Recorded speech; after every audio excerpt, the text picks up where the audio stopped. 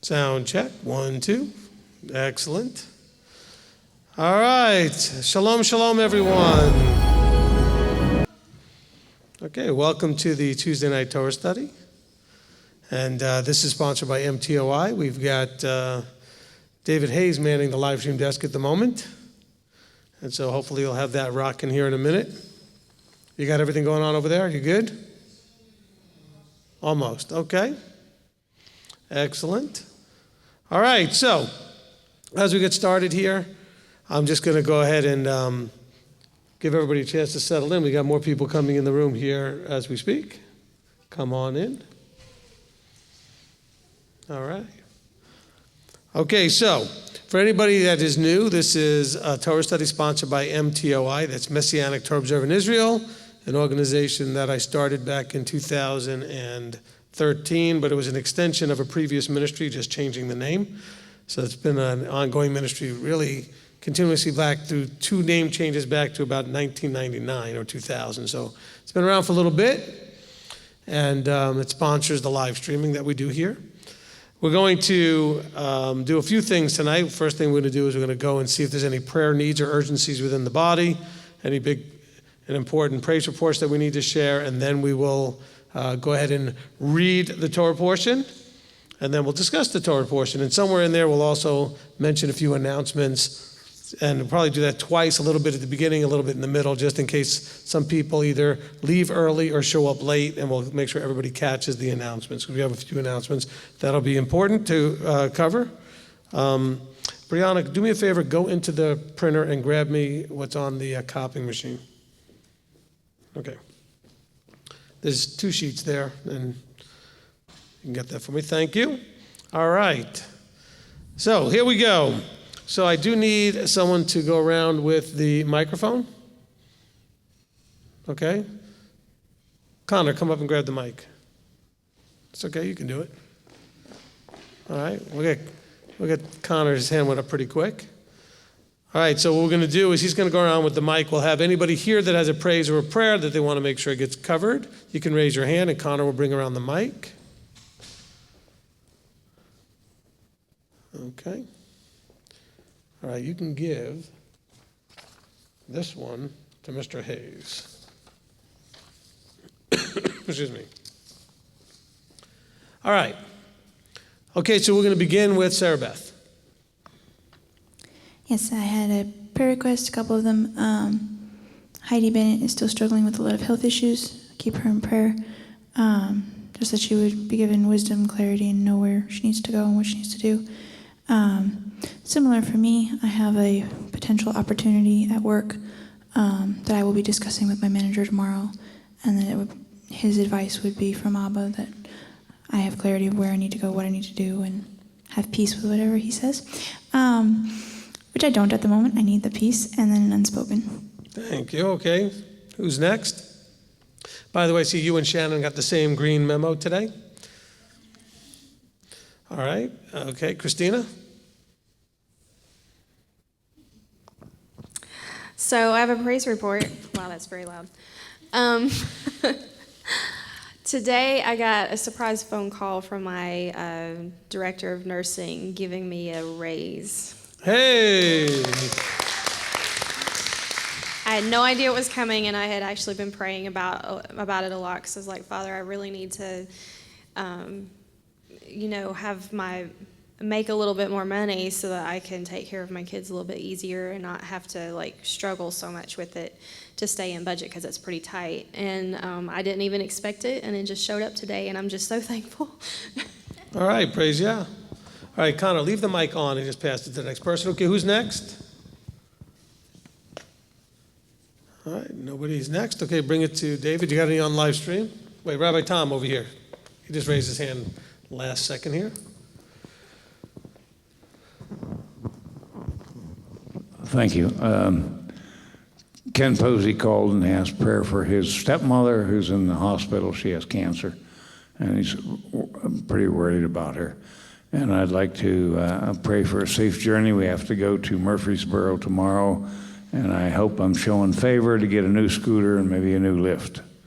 So, Amen. amen. Amen.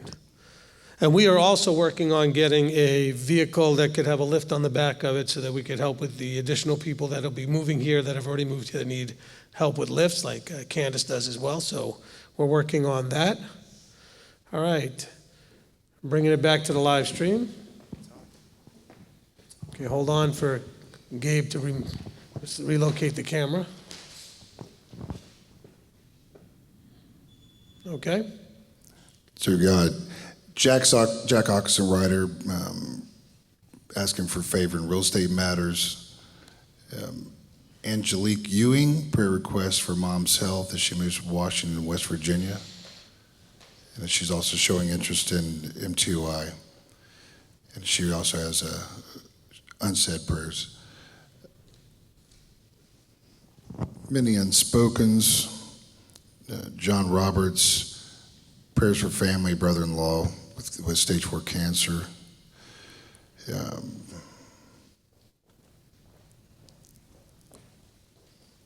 Kathleen Phillips, prayer request for all the clients going through chemoradiation, alternative care. And that's about it. Okay, excellent. Sometimes it's good to have less of those kind of needs, and that's good. We do want to pray for all those that we've been in contact with. We do have a lot of people that are either absolutely committed to and on their way to moving here, as well as those that are talking about it. I think David spoke to 4 new people just today that want to, start working their way towards Cleveland, and so that's very exciting. And we, of course, moving, as some of you know, actually a lot of you have moved here. You know that has its challenges, because life doesn't just make it easy necessarily to just get up and come, and so let's keep all of them in prayer. Okay, and I'm also going to ask for myself. I think I need a vacation. I know you thought I was on one, but I wasn't. But I find myself losing my patience just a little bit. It's hard. This is a very relentless type of position. It does wear you down, and you can find yourself. People who talk to me today know I need a vacation. Okay? Oh, if you spoke to me today, you wouldn't be applauding. Okay. You'd be applauding the idea of going on a vacation, though. Look, it's a hard job. And you deal with a lot of really challenging stuff. When I say challenging, it's just not so much challenging that it's complex and difficult, and I don't want to offend anybody I talk to today, but sometimes people are just really struggling to deal with their stuff, and it's really hard because you really can't do a whole lot for them except punch through and say, you need to deal with your stuff. And that's hard because the person on the other side doesn't want to hear that. They want some wonderful, just incredibly insightful solution to everything, and that's not always going to be the case, And so it gets to be challenging. So please, all those who did talk to me today, please forgive any impatience and or high volume talking, also known as yelling and other things that might have come out of my mouth. Okay. Okay, some of you were on the phone with me today, so that's why you're laughing. Okay. Look, hey, we're all human, right? And we're all dealing with our stuff. Oh, at least we should be. And then those who are not, that's why I was yelling. So, I got to deal with my stuff. Anyway, we're going to go ahead and learn from Scripture the kind of stuff that Israel was dealing with. And you know what? They didn't deal with their stuff very well either. As a matter of fact, we see years and centuries go by, even millennia, and they're still not even dealing with their stuff. And now it's been 2 millennia since Yeshua's passing and resurrection, and we're still struggling to deal with our stuff. And so that's hard. It's hard. We're supposed to transform and grow, and then we're really having a problem with that. It's just not easy to do, okay, because we still have so much flesh. All right, let me give a couple of quick announcements here, and then we'll open up with prayer. Okay, just a reminder that for all those of you that were doing financial peace, we finished. Yay! Okay. If you weren't here Sunday, did you miss some good stuff and nobody was there to record it? Sorry, ladies. I know, glare at me all you want. Not a good idea. I told you the kind of day I had today. It's not safe to glare at me today. Okay. But I can fill you in on what you missed. It's not a big deal. We do have our men's and women's classes this Saturday. I have some very exciting changes that I was given last night as to how we're going to be doing it. Okay? And so I didn't sleep at all last night. I fell asleep about 7:30 this morning for like 3 hours. Okay? So I was up pretty much all night, and I can tell you that a lot of it was just him giving me some ideas and things to do with different things, and one of them was the men's and ladies classes. So I'm excited about that, and we'll talk about that after Shabbat. On this Sunday, we have our leadership meeting, so any leaders that are online that know who you are, you should be getting an email from David Hayes reminding you about the meetings on Zoom. We have leadership meetings for South Africa at noon, at 10 a.m. Eastern Time, and the rest of everybody at noon. And then, of course, coming up in September, I just want to clarify something. Everybody hopefully will hear it. I'll mention it again on Saturday. We do have our garage sale, but I have not made clear a very important piece of the package. You are expected to sell your stuff.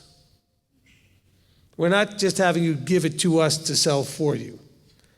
We'll let you bring some of it here to store here until we sell it, until you sell it. We are expecting you. We'll give you tables to set up. We'll give you, we'll advertise it in the papers. We'll provide some refreshments. We'll do all the things necessary. But you're going to stand there in front of your table and you're going to tell everybody about your stuff and price it and all the other things, okay? All right, it's your stuff. You are the right person to sell your stuff, okay? So just keep that in mind for the garage sale. Now, if you can't be here, then you should arrange for somebody to help you sell your stuff. Okay, just don't think that just because you dropped it off, we're going to know what to do with it, okay? All right. And then, of course, we have the holy days coming up, Rosh Hashanah on September 30th, Yom Kippur October 9th, and then Sukkot and Shemini Atzeret going on October 14th through 20th, actually 13th to 22nd, because we're going to be arriving the day before and leaving the day after. And the paperwork for that is on the feast site, webpage on the MTOI.org website. And so I don't know, Evie, do you know how many people we already have registered at this point? We're coming up on 200. Okay, that's a lot. And the way it tends to work, just so you know, about a third or so people will sign up in the first week to 2 weeks. Then it slows down a little bit, and then the last month it accelerates. So we're still probably on pace for over 300. Okay, even though that sounds like maybe a lot of people more to still sign up. Well, in the last month, we'll probably get at least another 100 people. All right. One Sukkot, we had 40 people show up that I didn't know was coming until they got there. They just showed up. They didn't come by themselves. I shouldn't say that. A family would come and they said, oh, by the way, our friends also wanted to come, so they just showed up and they have 12 kids.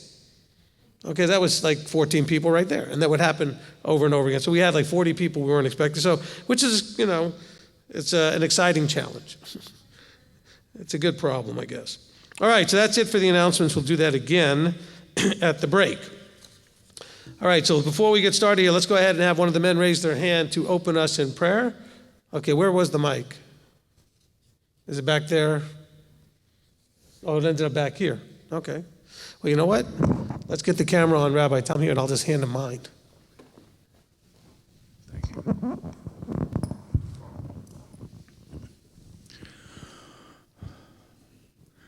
Avinu Malkeinu.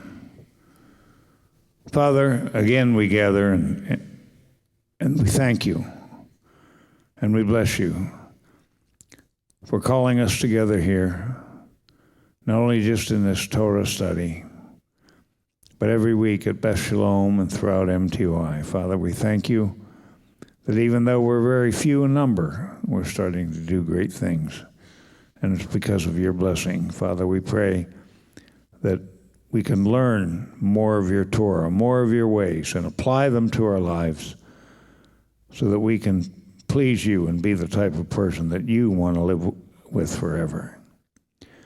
Father, we pray that these Torah studies will strengthen our resolve and strengthen our faith and increase our love for you and show us that indeed, Father, you are the mighty and awesome Elohim. We thank you and praise you for all that you've allowed us to see and do. And Father, may we never become arrogant and think that we're better than anyone else. May we maintain our humility as we learn, because it's an awesome thing that we're learning. Father, we've had also some prayer requests here, and we know that you've heard them, and we ask you to grant any that are within your will. We ask you to hear and accept this prayer. B'Shem Yeshua, Meshikenu. Amen. All right, amen, amen. Okay, now some of you are like, well, what's Mishikenu? It's again, if you do the Hebrew language, it means our Messiah. So when we say Mashiach, Mishikenu simply means the Messiah that is ours, okay? All right, so we're going to go into the Torah portion reading today, and that Torah portion is, anybody know? Ve'et Hanan. Easy for you to say. Easier to spell too, right? All right, Ve'et Hanan, which means what? And I pleaded. This is Deuteronomy 3:23 through 7:11, okay? 3:23 to 7:11. Ve'et Hanan, I've got 9 readers. I'll need 9 people up here. We've got like 5, 6 seats here, so we can fill them up at least once, and then a couple extras again. Okay, 9 readings. All right, we got Manny back to be on the live stream desk, so he's going to be back there in a second. Okay. So we have 9 readings today, and I don't think today that anybody needs to be intimidated or fearful that we're going to do any genealogies or any of that tough stuff with the names so much, okay? It's going to be a lot easier. It's like, whew. We got some really important things that we're going to cover, including the 10 Commandments. So that's exciting. Okay, so I'm going to call up each reader, and as they come up, I'm going to say a blessing upon them, and then we'll give them what verses they're going to read from and to, and that should cover it pretty well. And Rabbi Tom, why don't we start with you? Why don't you come up here? We'll just go ahead and start with you.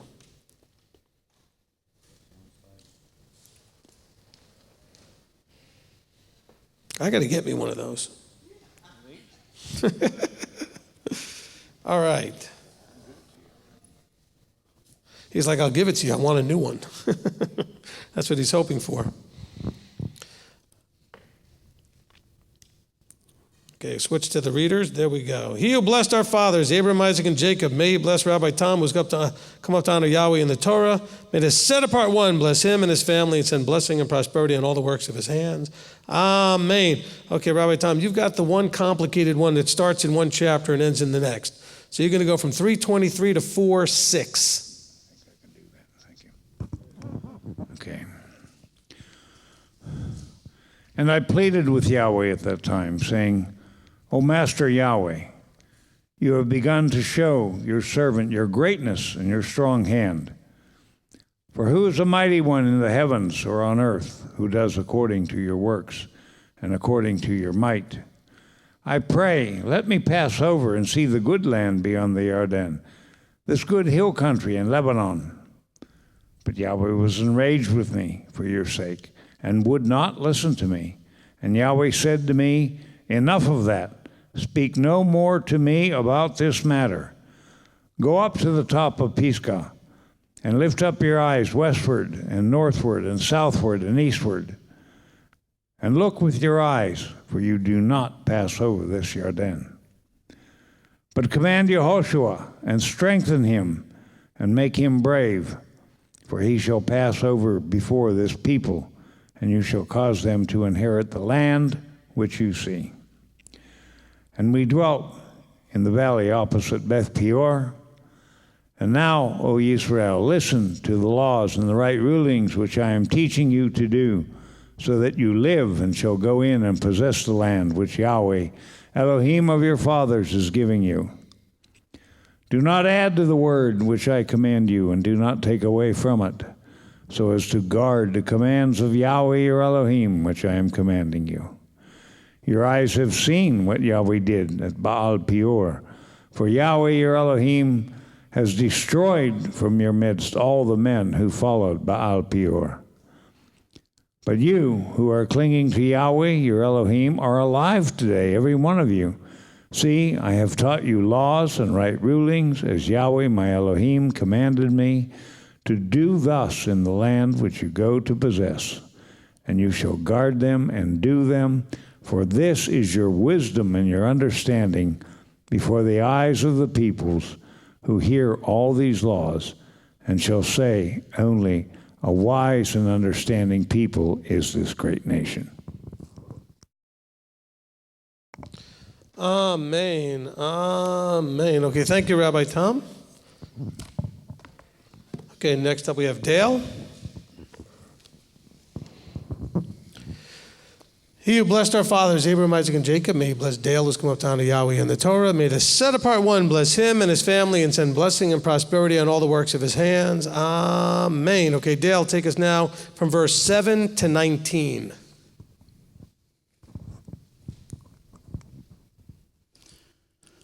For what great nation is there which has Elohim so near to it, as Yahweh our Elohim is to us, whenever we call on him? And what great nation is there that has such laws and righteous right rulings, like all this Torah which I set before you this day? Only guard yourself and guard your life diligently, lest you forget the words your eyes have seen, unless they turn aside from your heart all the days of your life, and you shall make them known to your children and your grandchildren. The day when you stood before Yahweh your Elohim in Horeb, Yahweh said to me, assemble the people to me, and I make them hear my words, that they learn to fear me all the days they live on the earth, and teach them to their children. And you came near and stood at the foot of the mountain, and the mountain burned with fire to the heart of the heavens, darkness, cloud, and thick darkness. And Yahweh spoke to you out of the midst of the fire. You heard a voice of words but saw no form. You only heard a voice. And he made known to you his covenant which he commanded you to do, the 10 words, and he wrote them on 2 tablets of stone. And Yahweh commanded me at that time to teach you laws and right rulings, for you to do them in the land which you pass over to possess. Therefore diligently guard yourselves, for you saw no form when Yahweh spoke to you at Horeb out of the midst of the fire, lest you should do corruptly, and shall make for yourselves a carved image in the form of any figure, the likeness of male or female, the likeness of any beast that is on the earth, or the likeness of any winged bird that flies in the heavens, the likeness of any creature that creeps on the ground, or the likeness of any fish that is in the water under the earth. Unless you lift up your eyes to the heavens, and shall see the sun, and the moon, and the stars, all the host of the heavens, and you be drawn away into bowing down to them and serving them, which Yahweh your Elohim has allotted to all the peoples under all the heavens. Amen. Amen. Okay, Owen. He who blessed our fathers, Abraham, Isaac, and Jacob, may he bless Owen, who's come out down to Yahweh in the Torah. May the set-apart one bless him and his family and send blessing and prosperity on all the works of his hands. Amen. Okay, Owen, take us from verse 20 to verse 32.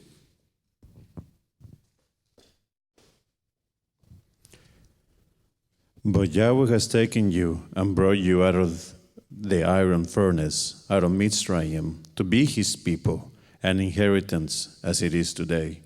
And Yahweh was enraged with me because of your words, and swore that I would not pass over the Jordan, and that I would not enter the good land which Yahweh your Elohim is giving you as an inheritance. For I am to die in this land. I am not passing over the Jordan, but you are passing over, and shall possess that good land. Guard yourselves, lest you forget the covenant of Yahweh your Elohim, which he made with you, and shall make for yourselves a carved image in any form, as Yahweh your Elohim has commanded you. For Yahweh your Elohim is a consuming fire, a jealous El.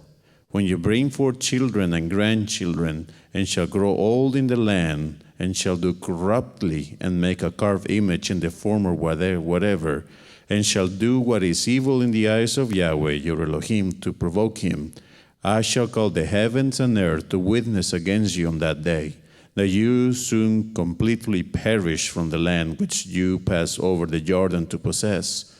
You do not prolong your days in it, but are completely destroyed.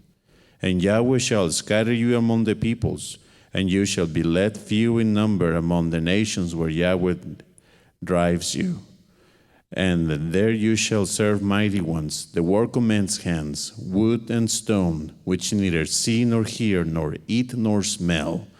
But from there you shall seek Yahweh your Elohim, and shall find when you search for him with all your heart and with all your being. In your distress, when all these words shall come upon you in the latter days, then you shall return to Yahweh your Elohim, and shall obey his voice. For Yahweh your Elohim is a compassionate El. He does not forsake you, nor destroy you, nor forget the covenant of your fathers, which he swore to them. For ask now of the days that are past, which were before you, since the day that Elohim created man on the earth, and ask from one end of the heavens to the other end of the heavens, whether there has been a word as great as this, or has been heard like it. Amen. Amen. All right, Sarah Beth. He who blessed our fathers, Abraham, Isaac, and Jacob, may he bless Sarah Beth, who's come up down to Yahweh in the Torah. May the set apart one bless her and her family and send blessing and prosperity on all the works of her hands. Amen. Okay, Sarah Beth's going to take us now from verse 33 to the end of the chapter. Has a people heard the voice of Elohim speaking out of the midst of the fire, as you have heard and lived? Or has Elohim tried to go and take for himself a nation from the midst of a nation by trials and by signs and by wonders and by battle and by a strong hand and an outstretched arm and by great fearsome deeds according to all that Yahweh your Elohim did for you in Mitzrayim before your eyes? You have been shown it to know that Yahweh himself is Elohim. There is no one beside him. From the heavens he let you hear his voice to instruct you, and on earth he showed you his great fire, and you heard his words out of the midst of the fire. And because he loved your fathers, therefore he chose their seed after them, and brought you out of Mitzrayim with his presence, with his great power, to drive out from before you nations greater and stronger than you, to bring you in, to give you their land as an inheritance, as it is today. And you shall know today, and shall recall to your heart, that Yahweh himself is Elohim in the heavens above and on the earth beneath. There is none else. And you shall guard his laws and his commands which I command you today, so that it is well with you and with your children after you, and so that you prolong your days on the soil which Yahweh your Elohim is giving you for all time. Then Moshe separated 3 cities beyond the Yarden toward the rising of the sun, for him who killed someone to flee there. He who kills his neighbor unintentionally, without having hated him in times past, and might flee to one of these cities and live. Betzer in the wilderness on the level land for the Reubenites, and Ramoth in Gilad for the Gadites, and Golan in Bashan for the Menashites. And this is the Torah which Moshe set before the children of Israel. These are the witnesses and the laws and the right rulings which Moshe spoke to the children of Israel after they came out of Mitzrayim, beyond the Yarden, in the valley opposite Beth Peor, in the land of Shihon, sovereign of the Amorites, who dwelt in Heshbon, whom Moshe and the children of Israel had smitten after they came out of Mitzrayim. And they took possession of his land, and the land of Og, sovereign of Bashan, 2 sovereigns of the Amorites, who were beyond the Yarden, toward the rising of the sun. From Aram, which is in the bank of the Wadi Arnon, even to Mount Sihon, which is in Hermon, and all the desert plain beyond the Yarden, as far as the sea of the Arava, below the slopes of Pisgah. Amen. I guess I was wrong about those names. Sorry about that, Sarah Beth. It does talk about the slopes of Pisgah. Well, there's a pretty flat area called Pisgah Avenue that has a Beth Shalom Jewish congregation that was for sale that we almost bought. I guess that kind of connects a little bit. Okay, never mind. Okay, Candace, come on up. I'm not kidding. It's on Pisgah Avenue down in Brainerd area. Okay. Ms. Candace is going to take us now to chapter 5. He who blessed our fathers, Abraham, Isaac, and Jacob, may he bless Candace, who's come up down to Yahweh in the Torah. May the set apart one bless her and her family and send blessing and prosperity on all the works of her hands. Amen. Okay, Candace, in chapter 5, read verses 1 through 16.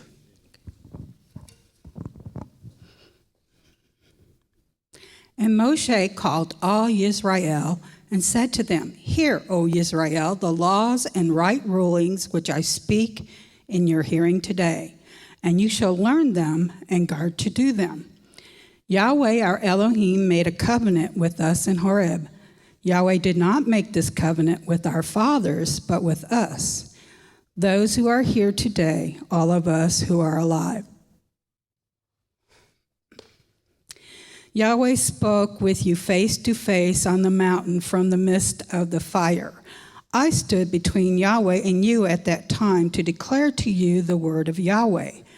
For you were afraid because of the fire, and you did not go up the mountain, saying, I am Yahweh, your Elohim, who brought you out of the land of Mitzrayim, out of the house of bondage. I'm sorry, I'm just losing my breath at times. You have no other mighty ones against my face. You do not make for yourself a carved image, any likeness of which is in the heavens above, or which is in the earth beneath, or which is in the waters under the earth.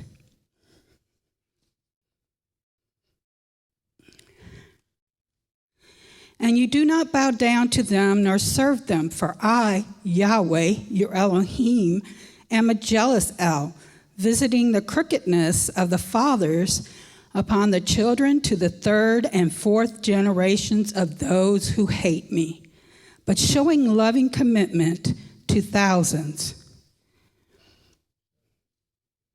To those who love me and guard my commands. And you do not bring the name of Yahweh, your Elohim, to naught, for Yahweh does not leave him unpunished who brings his name to naught. Guard the Sabbath day to set it apart. I'm going to have to sit on this, Rabbi. Can you hold my Bible?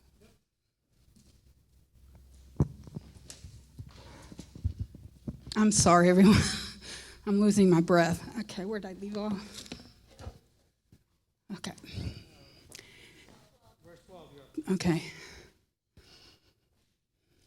Guard the Sabbath day to set it apart, as Yahweh your Elohim commanded you.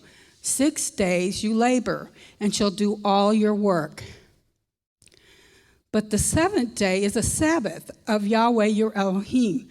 You do not do any work, you, nor your son, nor your daughter, nor your male servant, nor your female servant, nor your ox, nor your donkey, nor any of your cattle, nor your stranger who is within your gates, so that your male servant and your female servant rest as you do.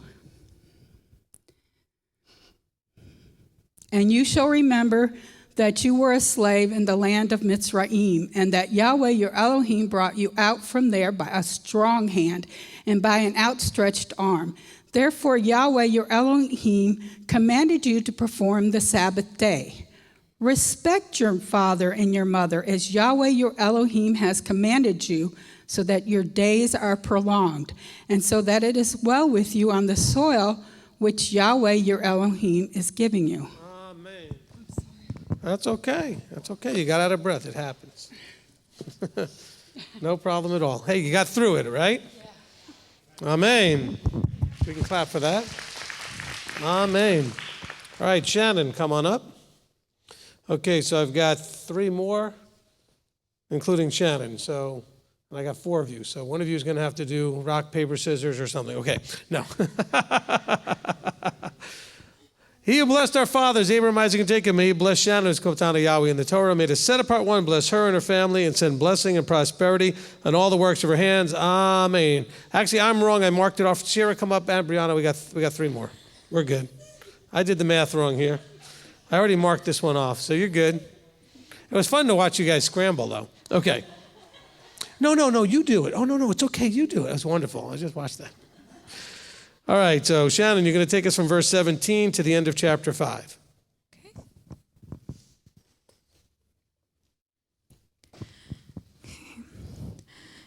You do not murder, you do not commit adultery, you do not steal, you do not bear false witness against your neighbor, you do not covet your neighbor's wife, nor do you desire your neighbor's house, his field, nor his male servant, nor his female servant, his ox, nor his donkey, or whatever belongs to your neighbor.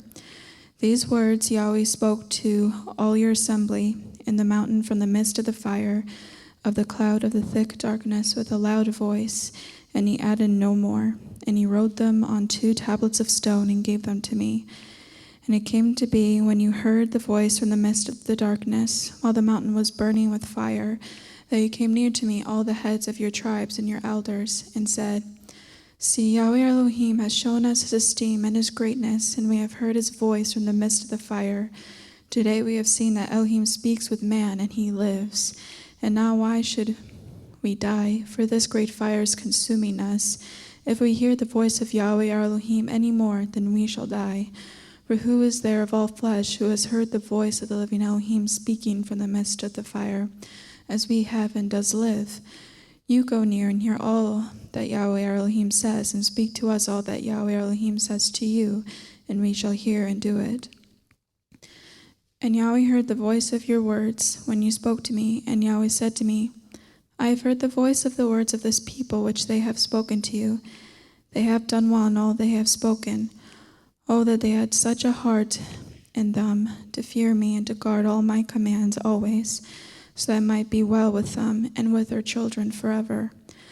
Go, say to them, return to your tents, but you stand here by me, and let me speak to you all the commands and the laws and the right rulings which you are to teach them, and they shall do them in the land which I am giving them to possess.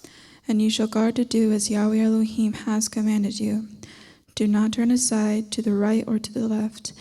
Walk in all the ways which Yahweh Elohim has commanded you, so that you shall live and it be well with you, and you shall prolong your days in the land which you possess.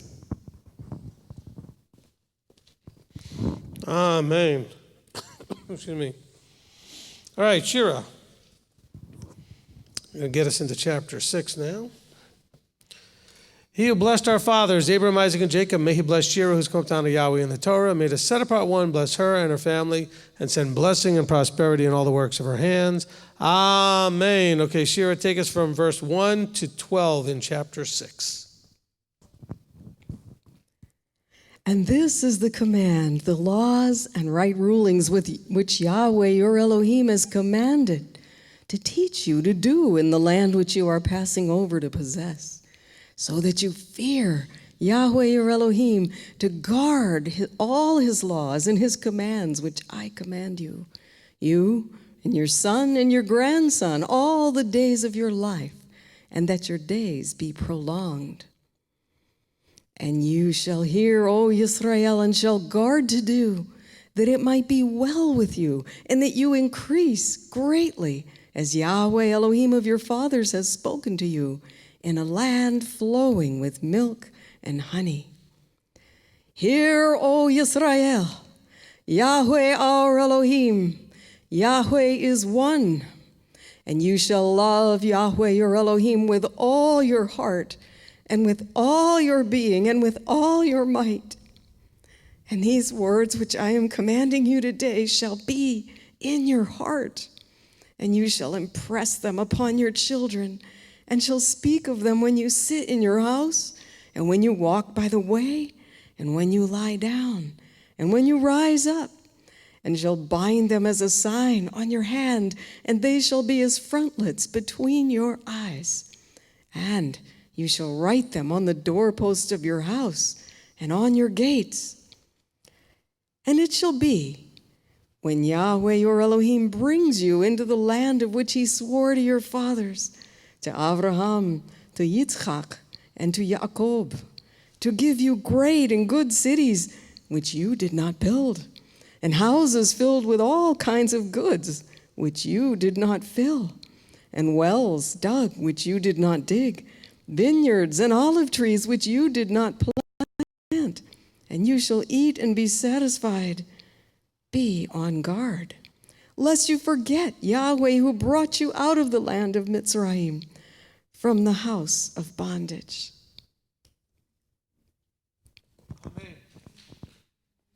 Amen. Amen. Okay, thank you, Shira. Okay, Brianna. He who blessed our fathers, Abraham, Isaac, and Jacob, may he bless Brianna, who has come down to Yahweh in the Torah. May the set-apart one bless her and her family and send blessing and prosperity in all the works of her hands. Amen. Okay, take us now from verse 13 to the end of chapter 6. Fear Yahweh your Elohim and serve him, and swear by his name. Do not go after other mighty ones, the mighty ones of the peoples who are all around you. For Yahweh your Elohim is a jealous El in your midst, lest the displeasure of Yahweh your Elohim burn against you. Then he shall destroy you from the face of the earth. Do not try Yahweh your Elohim as you tried him in Massah.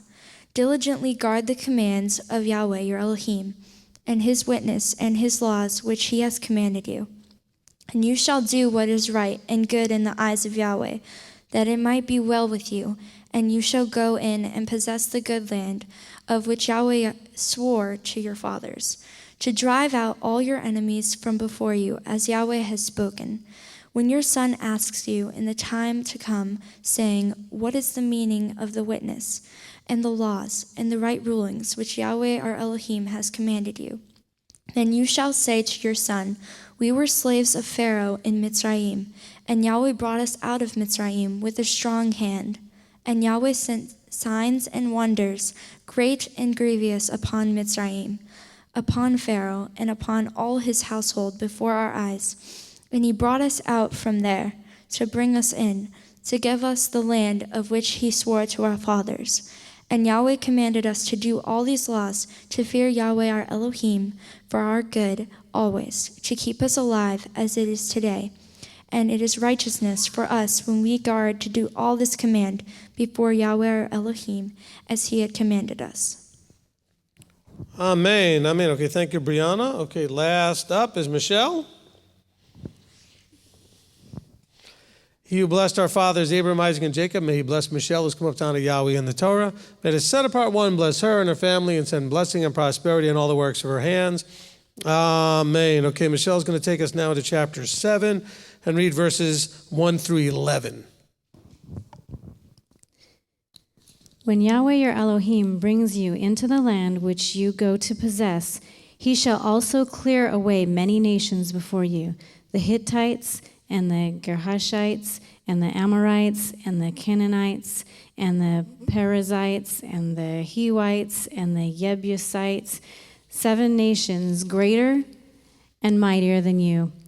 And when Yahweh your Elohim gives them over to you, you shall strike them and put them under the ban completely. Make no covenant with them and show them no favor.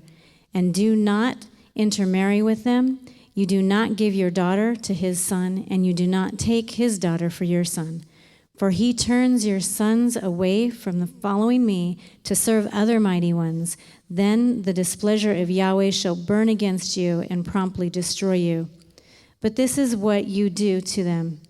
Break down their slaughter places and smash their pillars and cut down their asherim and burn their carved images with fire. For you are set apart people to Yahweh your Elohim. Yahweh your Elohim has chosen you to be a people for himself, a treasured possession above all peoples on the face of the earth. Yahweh did not set his love on you, nor choose you because you were more numerous than any of the other, for you were the least of all peoples.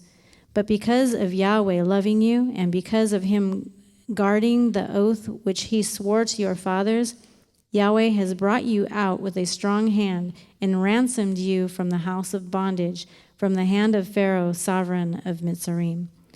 And you shall know that Yahweh your Elohim he is Elohim, the trustworthy El, guarding covenant and loving commitment for thousands, generations, those who love him and those who guard his commands, but repaying those who hate him to their face to destroy them. He does not delay to do so with him who hates him. He repays him to his face. And you shall guard the command and the laws and the right rulings which I command you today to do them.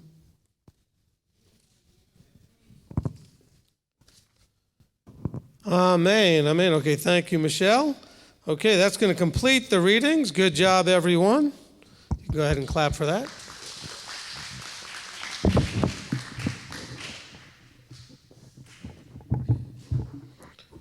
Bring this stand back up here.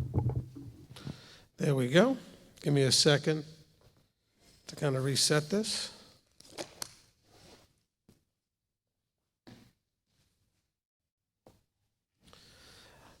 All right, excellent job by all the readers, all 9 of you, even though it looked like it was going to be 8 of you, then 9 of you, and I know we got confused.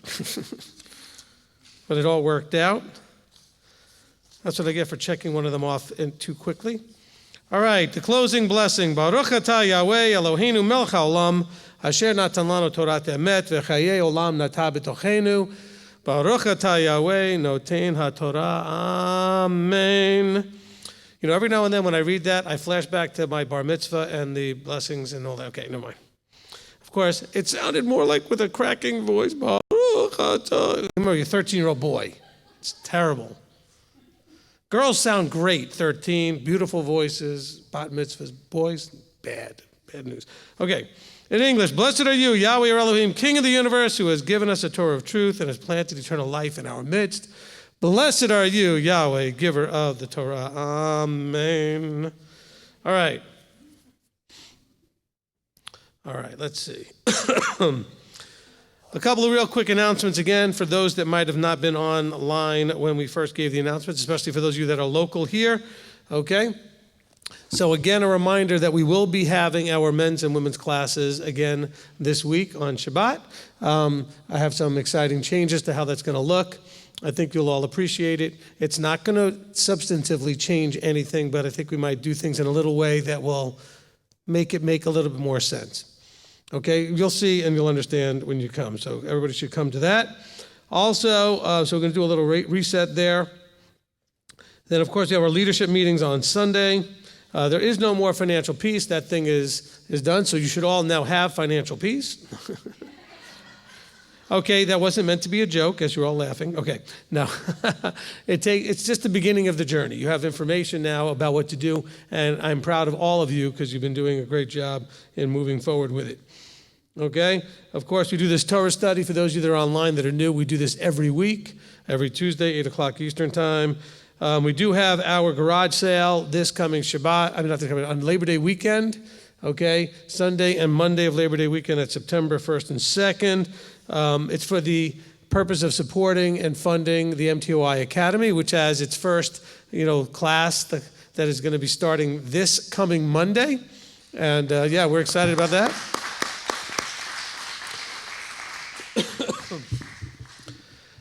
And we have over 20 students in the class already. It's just fantastic. And I'm guessing that a lot of the people, well, at least a good chunk of them that have all of a sudden decided they want to move here, it's because they have children, they want to be in the academy. So exciting for that. Okay. But the garage sale, again, a reminder, you are primarily responsible for all aspects of your life, including selling your own stuff. Remember, when I say own your stuff, that also includes selling your stuff. Okay? So you need to be here or have somebody representing you that knows how to sell your stuff. We will help you with some tables to put out, and we'll supply you with, something to keep your water bottles and whatever. We can have beverages and some things to keep you guys going through the hot day, because I'm sure it will be plenty hot. It's been in the 90s every day here and like 1,000,000% humidity, so it's been hot. But we'll hopefully get that all worked out. But you need to be here with your stuff. Now, if you want to drop it off early, we can handle some of that to store, and that's fine. But don't just drop it off thinking that we'll now take care of it. Not happening, okay? You need to arrange for somebody to take care of your stuff, pricing it, labeling it, getting it out, displaying it, answering people's questions about it, whatever it is, okay? All right, let's see. Then, of course, the holy days, September 30th, Rosh Hashanah, October 9th, Yom Kippur, and then October 13th through 22nd is Sukkot and Shemini Atzeret. Sukkot is actually the 14th through 20th, but we're celebrating it starting the day before because it starts at sundown, and then we finish Shemini Atzeret, and then we leave the feast site the next morning. So be prepared to be there from the 13th through the 22nd, which is 2 months from today. It's 2 months from now. Yeah. All right. It's in 2 months. All right, so it's very exciting. All right, and that should cover it for that. Okay, if you need to know what days you need to take off from work, you need to take off for Rosh Hashanah, which is Feast of Trumpets, Yom Kippur, the first day of Sukkot, and Shemini Atzeret, the 8th day assembly. Okay, so September 30th, October 9th, October 14th, and October 21st. And those dates are all on the MTOI website under the heading of Holy Feast Days. All right, here we go. You guys ready to get into this portion? This is a good one. Oh, they're all good ones, aren't they? Amen. Praise Yah. But boy, there's some really good stuff in here. Okay, I really enjoyed today's readings, especially because for some reason I have no idea what I did with. I think I took the pages with my notes on it and I put them in the Deuteronomy readings folder so that we do at Sukkot. And so I got to make a whole new list. Look at all that stuff I put on there already. I scribbled all over this paper. There's all new notes from today's readings. So I think I got enough here for us to just go with my stuff for an hour. But we're going to go ahead and do it this way. So let's try to go through the discussion. Here's the ground rules. First ground rule is that we have to be respectful. Okay, especially if you're on live stream and you're a guest and you're new to all this. We love that you're here. We love that you're following along with us. Just please be respectful that this is not a place for you to promote your ministry or your pet doctrinal positions or any of those kind of things, but it's a place for this ministry and the people we serve to discuss these things. And you are welcome to participate, but be respectful as you would if you were physically here as a guest. Okay? Now, at some point, you may become, consider yourself more of a member where you're coming on a regular basis, and that's fine. You're still going to be asked to be respectful and behave in an appropriate manner, okay? So let's do that, all right? Okay. Then the other thing that we want to make sure to do as we go through this is to try to do it somewhat chronologically. We're going to start in chapter 3 and work our way to chapter 7 so that we get somewhat of a sequential flow, because some of the stuff that we may discuss may require knowing what came before. So if we want to jump right to 6 or 7, some of the reasons that they're saying what they're saying in those chapters may be because of stuff that's in 3, 4, or 5. And so we want to make sure we're keeping the sequence. And actually, at this point, Moses is giving a sequential account of events. Okay? And so he's retelling their journey. So he is absolutely doing it through a timeline. All right? So that's really good for us to have as part of it, okay? And I think that is all. Also, please do not be offended if you ask a question or make a comment, and my answer is to redirect you to a teaching. All right? Because that may be actually the best answer that I have for you, is to go look at a teaching, as opposed to, just answering it with a soundbite.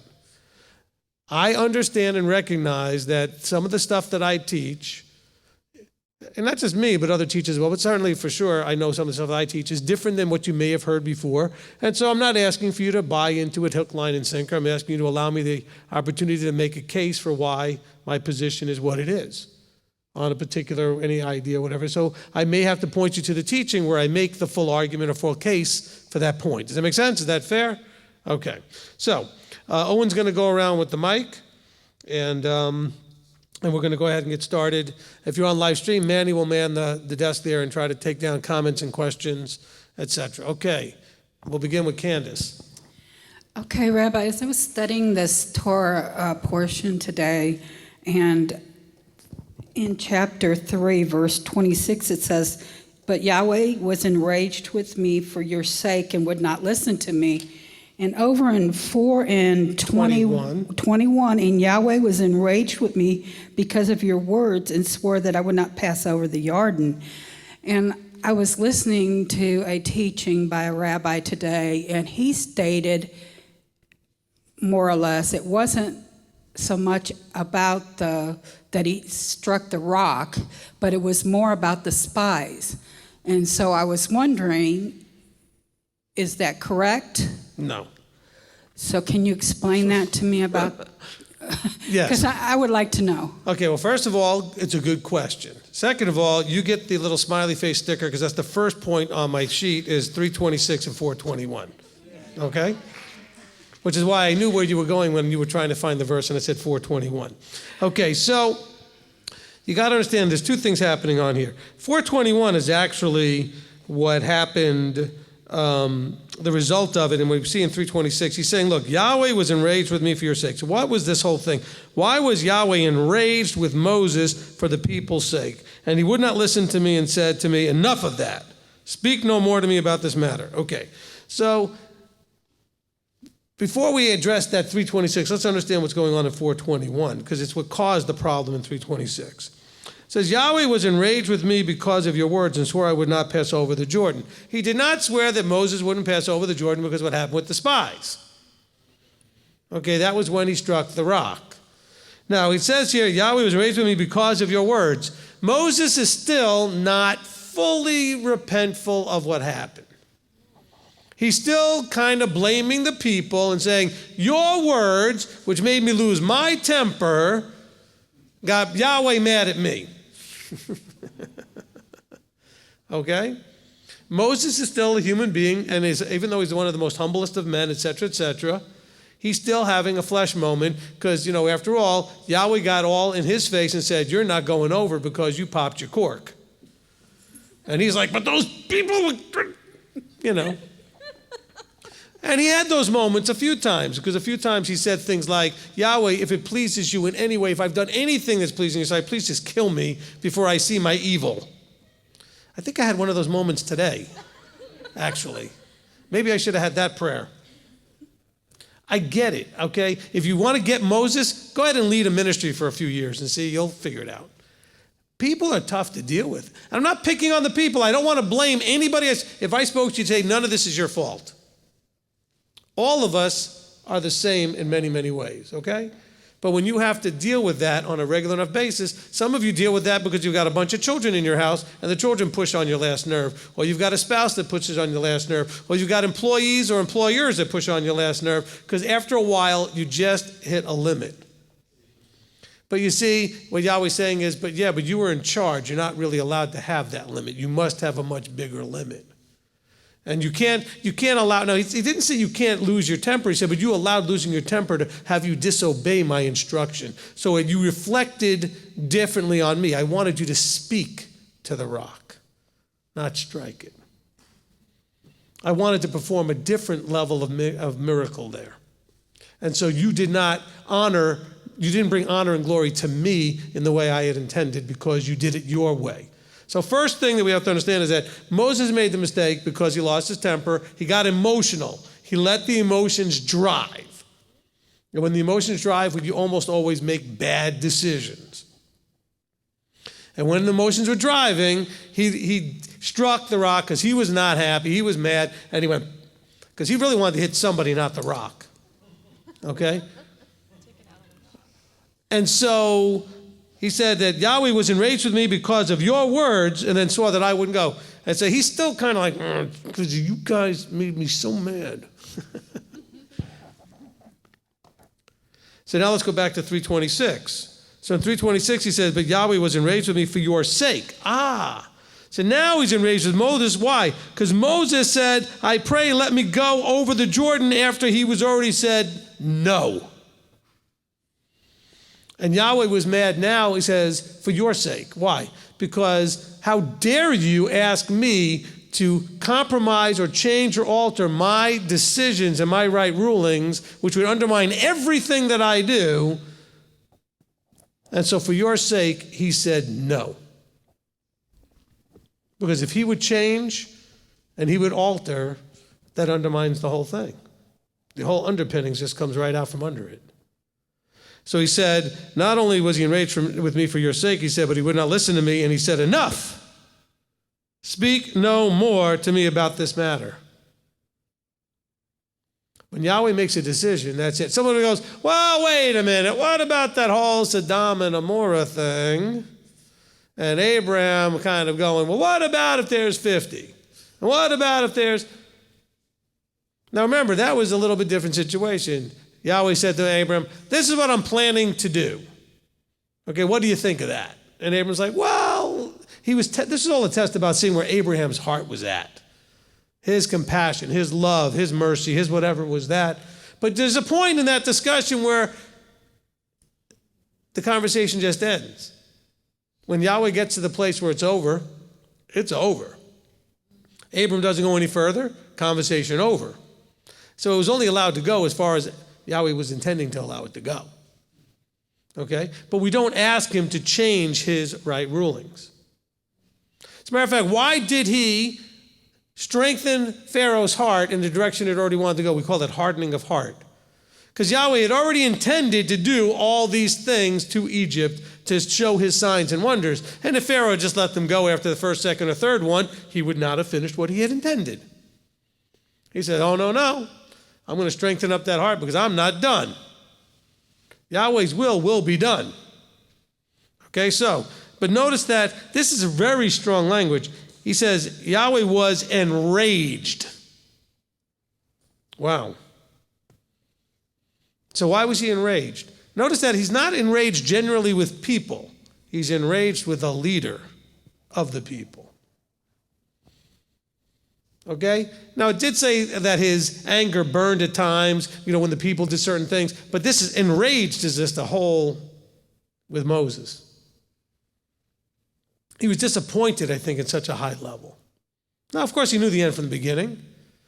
Didn't make having it actually play out make it any more fun to go through. And so here he goes, he was enraged with me. So does that answer the question then, Candace? Yeah, on that question, but I wanted to make a comment. Okay. You tell us to always find how we can apply this to our lives. And I think about, because I have almost equal white and blue in me, and sometimes I guess I let people, I don't put up boundaries well enough or something. Or I'll say it in a nice way, and people just aren't getting the drift of what I'm saying, and I'll blow it. I will lose my temper. And I have in the past said some very hurtful things, unkind things, and they were sinful in my anger. And I think that, with this situation with Moses and striking the rock and him losing his temper, Yahweh is requiring the same thing from me. He's wanting me, like you said, to get better than that. Not just go out there and lose my temper, say a bunch of hateful, mean, cruel words because I'm just finally fed up with you and what you're doing and you're not getting it. So let me just give it to you, kind of attitude. I remember that conversation we had. I'm sorry, did I say that?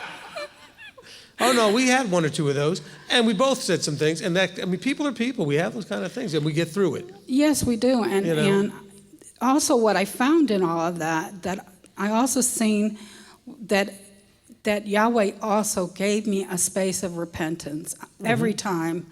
He gave me a place.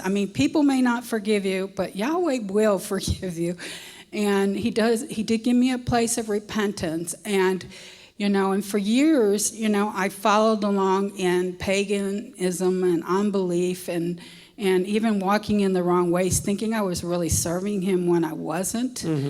And yet, because he says that for the fathers from the second to third generations, that he closes their eyes. If they're going to follow, once people have heard truth, then he closes. You're going to walk that way. Okay, I'm going to let you have it. You want to be in paganism? Here, honey, have it. Full blown glory.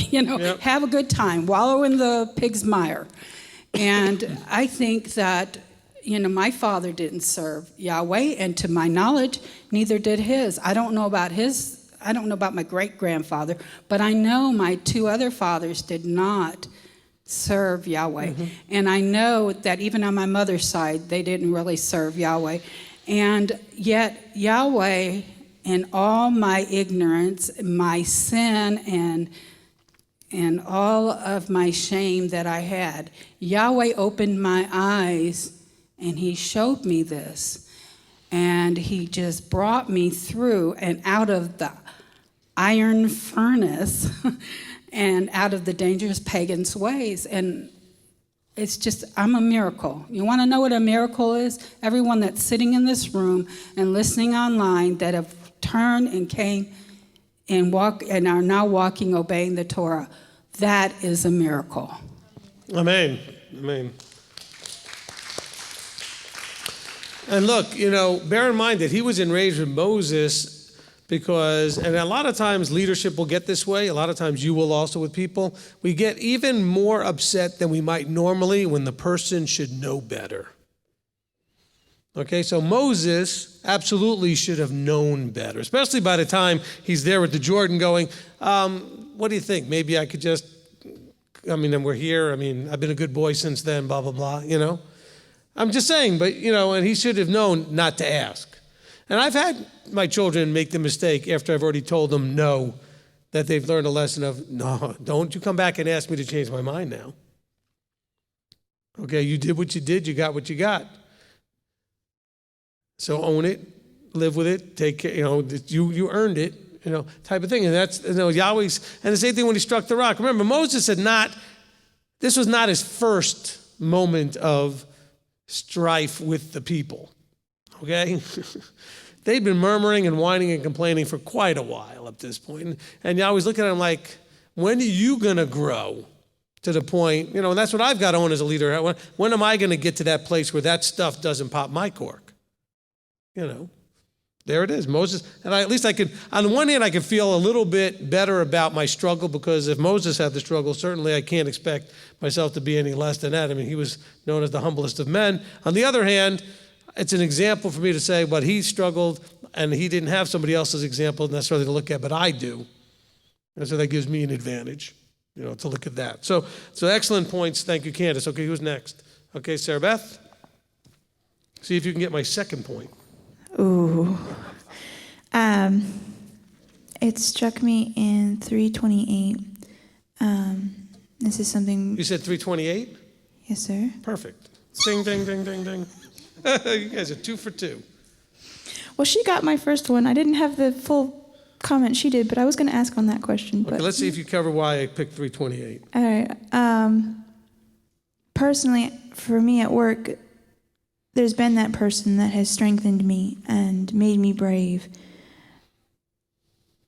And I know how valuable it's been for me, and so reading that, I'm just like seeing not only that was Moshe's job there, and that's a leader's job to raise up the next, but that we can do that for each other. I can do that for those that I have influence over. And anyone that I am at least a little step ahead, I can bring them up. And how I know how it's been to be brought up and have that done for me, and how much it's meant to me. And that was my comment. Amen. Okay, so my main point on there was about Moses being the one, the anointed, appointed, charged the next, gave charge to Joshua.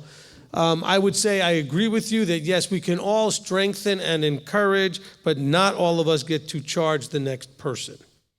Okay? So Moses knew that the next person who was about to inherit the same, crazy bunch of Israelites that he just left the leadership on, was going to need a lot of strength and encouragement, which is why he said, be strong and of good courage to Joshua a couple of times, because it was going to be a challenge. Of course, Joshua wasn't surprised either. He'd been standing at Moses' right hand for a long time. So he'd watched all this craziness for 40 years. Okay, so he already knew what he was dealing with also. Okay, so excellent point. So that was point number 2. Who's going to see if they can nail point number 3? Okay, Rabbi Tom. Well, I think I got to repeat something here. Preceding verse 28, in verse 22, we read, "Do not fear them, for Yahweh your Elohim himself fights for you." And then, of course, we got verse 28, where Moshe is commanded to strengthen Yehoshua and make him brave or encourage him. And then if we go over to Yehoshua, verses 5 and 6, "No man is going to stand before you." And verse 6, "Be strong and courageous." And then in verse 9, "Be strong and courageous, don't be afraid nor be discouraged." And I mean, this is nothing new, of course. That's Joshua chapter 1, just so anybody was. Yeah, I'm sorry. Okay. Yeah, Yehoshua chapter 1. Nothing new, but lately I've been hearing people have doubts about going to Sukkot. It's all what if, or can I do it, or what if this happens, or what if that happens, or will I be able to go? And there's, the sky is falling type thing.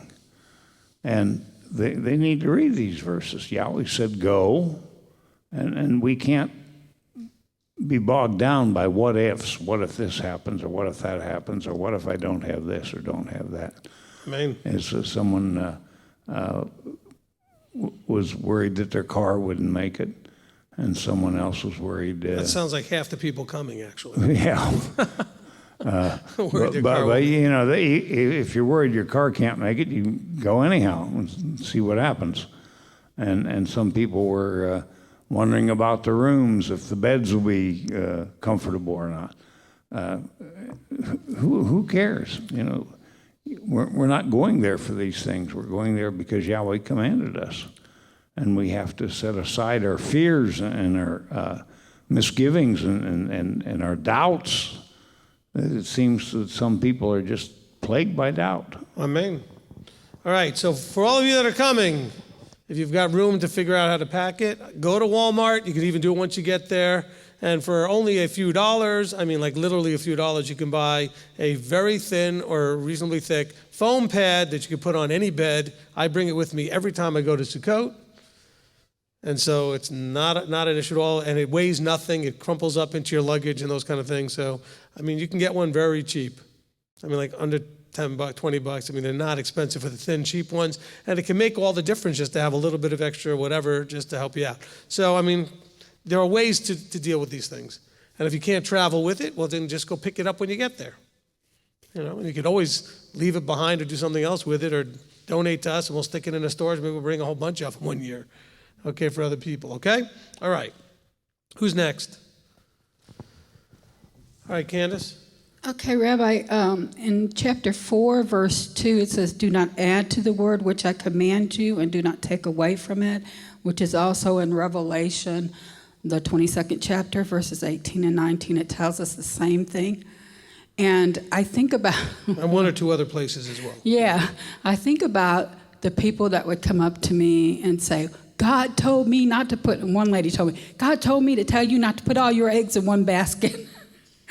And you know, it's all right if you feel impressed to warn me about something, but don't say God said it. How do you know God? You know, my brother would do that. He would say, God told me to tell you you're spending this money such and such a way. And I wasn't doing that. So what God are they listening to? Amen. I mean, look, I still get people that do that with me, that send me books, they'll send me articles, they'll send me stuff they wrote, or they'll just send me emails saying, God told me to tell you. I had a lady in the congregation years ago that every week she came up to me, Father told me to tell you, Father told me to tell you. He's got my number. I mean, he can tell me directly, it's okay, you know. I've heard God speak to me, I mean, in an audible voice. I remember I was drawing the water for my children in their bath to give them their bath for the night, and I heard God's voice, or whatever. I heard it as loud as I hear your voice, saying, "You only submit when you want to." Now, that could not have come from Hasatan. That, no way, because... It wasn't coming from yourself either. No, it wasn't coming from me either. But I actually heard that, and then I... Can we get that voice to speak to everybody? That was a good one right there. We could all hear that voice saying, you only submit when you want to. That's a good one right there. But I actually heard that in an audible voice. I wouldn't dare tell that to a psychiatrist. They'd think I was schizophrenic. Right. Let's not get off the subject here, but thank you for sharing that. Okay. All right, pass the mic. You can give it to Christina. She wants it anyway. She's right there next to you. Okay. Okay. So I had a question about, I was kind of, since she went into chapter 4, I thought I'd go into chapter 4 as well. 4 is good. When Moses had certain cities that he set aside for the people who committed murder without meaning to, I guess we call that manslaughter now. My question is, how did they deal with that particular situation? Because did they just flee there and they just stayed there and no one could touch them? Or did the high priest have to pardon them and say that as long as they're here, then what all happened? We are with not that? given anything more than what we have. So they understood it. They applied it. We can go into Talmudic writings and older writings that would have had some of the discussions of how to do these things, but we only have what we have here in the scripture. Okay, thank you. You're welcome. All right. Now, thankfully, we don't have to do that at the moment, so we don't have to worry about doing it right. Okay, so that's kind of a helpful thing. All right, so I wanted to cover something here in chapter 4, and it was verse 1 and 2. So actually, Candace sort of got my next one after, so number 3, but really what I wanted to talk about is this. I caught on the sidebar on YouTube the other day, somebody, a Baptist preacher was talking about how the law was done away with and dispensationalism and all this other stuff, okay? And the mocking of all this. But, he quoted the same stuff and this is why I'm so glad that we're doing New Testament work lately so that we can finally straighten out people's understanding of what Paul is saying. But, he was quoting from Ephesians 2 where it talks about the laws that were against us. The laws, the Torah commands and dogma, the laws written against us, all this other stuff. Okay, so first of all, we need to understand that Deuteronomy 4 is not the only place. There's lots of places where it makes it really clear that the law of Torah cannot be ever thought of as being against us. All right? In chapter 4 and verse 1, and now, O Israel, listen to the laws and right rulings which I'm teaching you to do so that you live. That doesn't sound like it's against us. And possess and go into the land. And he says, don't add or take away. There you go, mainstream Christianity. You took away everything. It says, don't add, don't take away. Okay, you busted that one right there. Okay, then we look at verse 6. And you shall guard to do them, for this is your wisdom and your understanding before the eyes of the peoples who hear all these laws. And they shall say, only a wise and understanding nation. Now, all of mainstream Christianity is calling you all fools for going back under the law. Remember what I've told you. If anybody says to you, well, I'm not going back, you're not getting me to go back under the law, we'll just say, that's okay, you can't. And they'll look at you funny and say, well, because you can't do something, like you can't go back unless you were there already. Because they were never keeping commandments. They were never keeping the law. So how can you go back to something you never did? Okay, so they can't do that anyway. Now, they can choose to submit to the covenant, which includes the Torah. But here it says that it is wisdom and understanding to keep his law, to guard his commands. Wow. He says, for what great nation is there that has such great things? Elohim so near to it, and Elohim to us whenever we call on him. And what great nation is there that has such laws and righteous right rulings like all this Torah, which I set before you today? Wow. Only guard yourself and guard your life diligently, easy for me to say. Lest you forget the words your eyes have seen, unless you turn aside your heart all the days of your life. From what? From doing this stuff. Doesn't sound like it was against us. And then, actually, I didn't have this in my notes until Rabbi Tom pointed out. In Joshua chapter 1 and in verse 8, it says, do not let this book of the Torah depart from your mouth, but you shall meditate on it day and night, so that you guard to do according to all that is written in it. For then you shall make your way prosperous and act wisely. How awful of Yahweh to do that to us. Shame on him for wanting us to act wisely and to prosper. Terrible things. Chapter 5 of Deuteronomy and verse 32. It's all throughout this thing. And you shall guard to do as Yahweh your Elohim has commanded you. Do not turn aside, right or to the left. There it is again. Walk in all the way which Yahweh your Elohim has commanded you, so that you live and it be well with you. Wow, that doesn't sound like it was against us. And you shall prolong your days in the land. What about chapter 6 and in verse 1?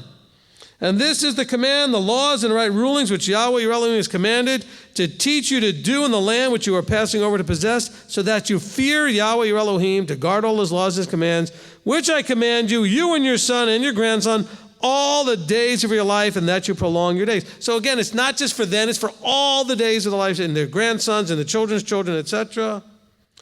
Chapter 6 and verse 18, and you shall do what is right and good in the eyes of Yahweh, not in somebody else's eyes, that it might be well with you. Again, he wants things to be well with us. Chapter 6, verse 24, and Yahweh commanded us to do all these laws, to fear Yahweh Elohim for our good always, to keep us alive as it is today. And it is righteousness for us when we guard to do all the commands. Oh, no. Only Messiah is our righteousness. Well, you don't understand the fullness of what Messiah is. He's the walking, talking, living Torah. Well, I don't know what you're talking about, Rabbi. Go listen to Do You Know the Father and the Son? Okay. It is our righteousness for us when we guard to do all this stuff. Oh, awesome. What else I got? I said that's all of it. Okay, so you have Ephesians chapter 2 where it talks about, he nailed, that's where he nailed the law to the cross and blah, blah, blah. Christianity will tell you. Look, when you see a phrase that seems to be interpreted as laws that were against us, you cannot scripturally say that's the Torah. Because everywhere we're going to read in Deuteronomy and in David's writings in the Psalms and everywhere else, it is wisdom. It is understanding. It is life. Choose life. Obey the commands. Oh no, it was against us. What book are you reading? Apparently not anything left of Matthew. Actually, not much left of 1 Corinthians or Romans. Okay, because you're starting in Paul's writings. When they asked Yeshua, how shall I have eternal life? He said, keep the commandments.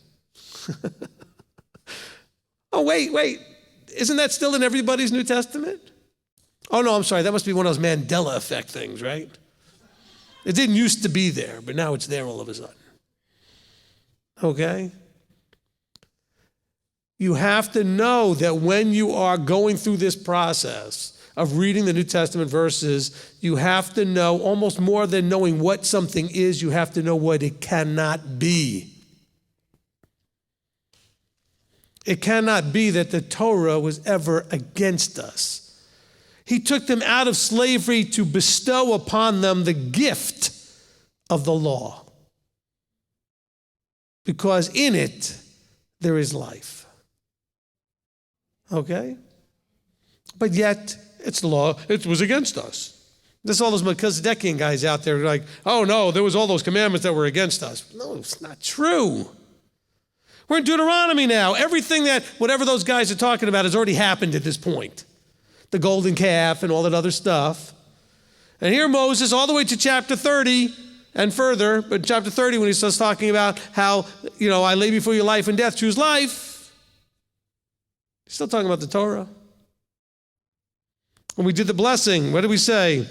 We blessed Yahweh for planting eternal life in our midst. It's talking about the Torah, a Torah of truth. Yeshua, John chapter 1, he's the Word. John 14, he's the truth. Psalm 119, the Word is truth. The Word put on flesh, John 1:14. He's the walking, talking Torah. I did that loop completely out of order, but that's okay. All right? Normally I go from John 14:6, he's the truth, then the Word is truth, Psalm 119, to then the Word put on flesh, John 1:14. But you have to understand that. Okay, so this is important for all of your family members that are going to argue with you and all this other stuff. Say, look, I'm sorry. If you're telling me that the Torah was against us, please explain the 500 and whatever, 1,000 verses that say the opposite. Because I just said here, it's what keeps us alive. It brings life. A wise nation and has understanding is going to do these things. They're for you and for your good always. Always. Do you have a problem with always?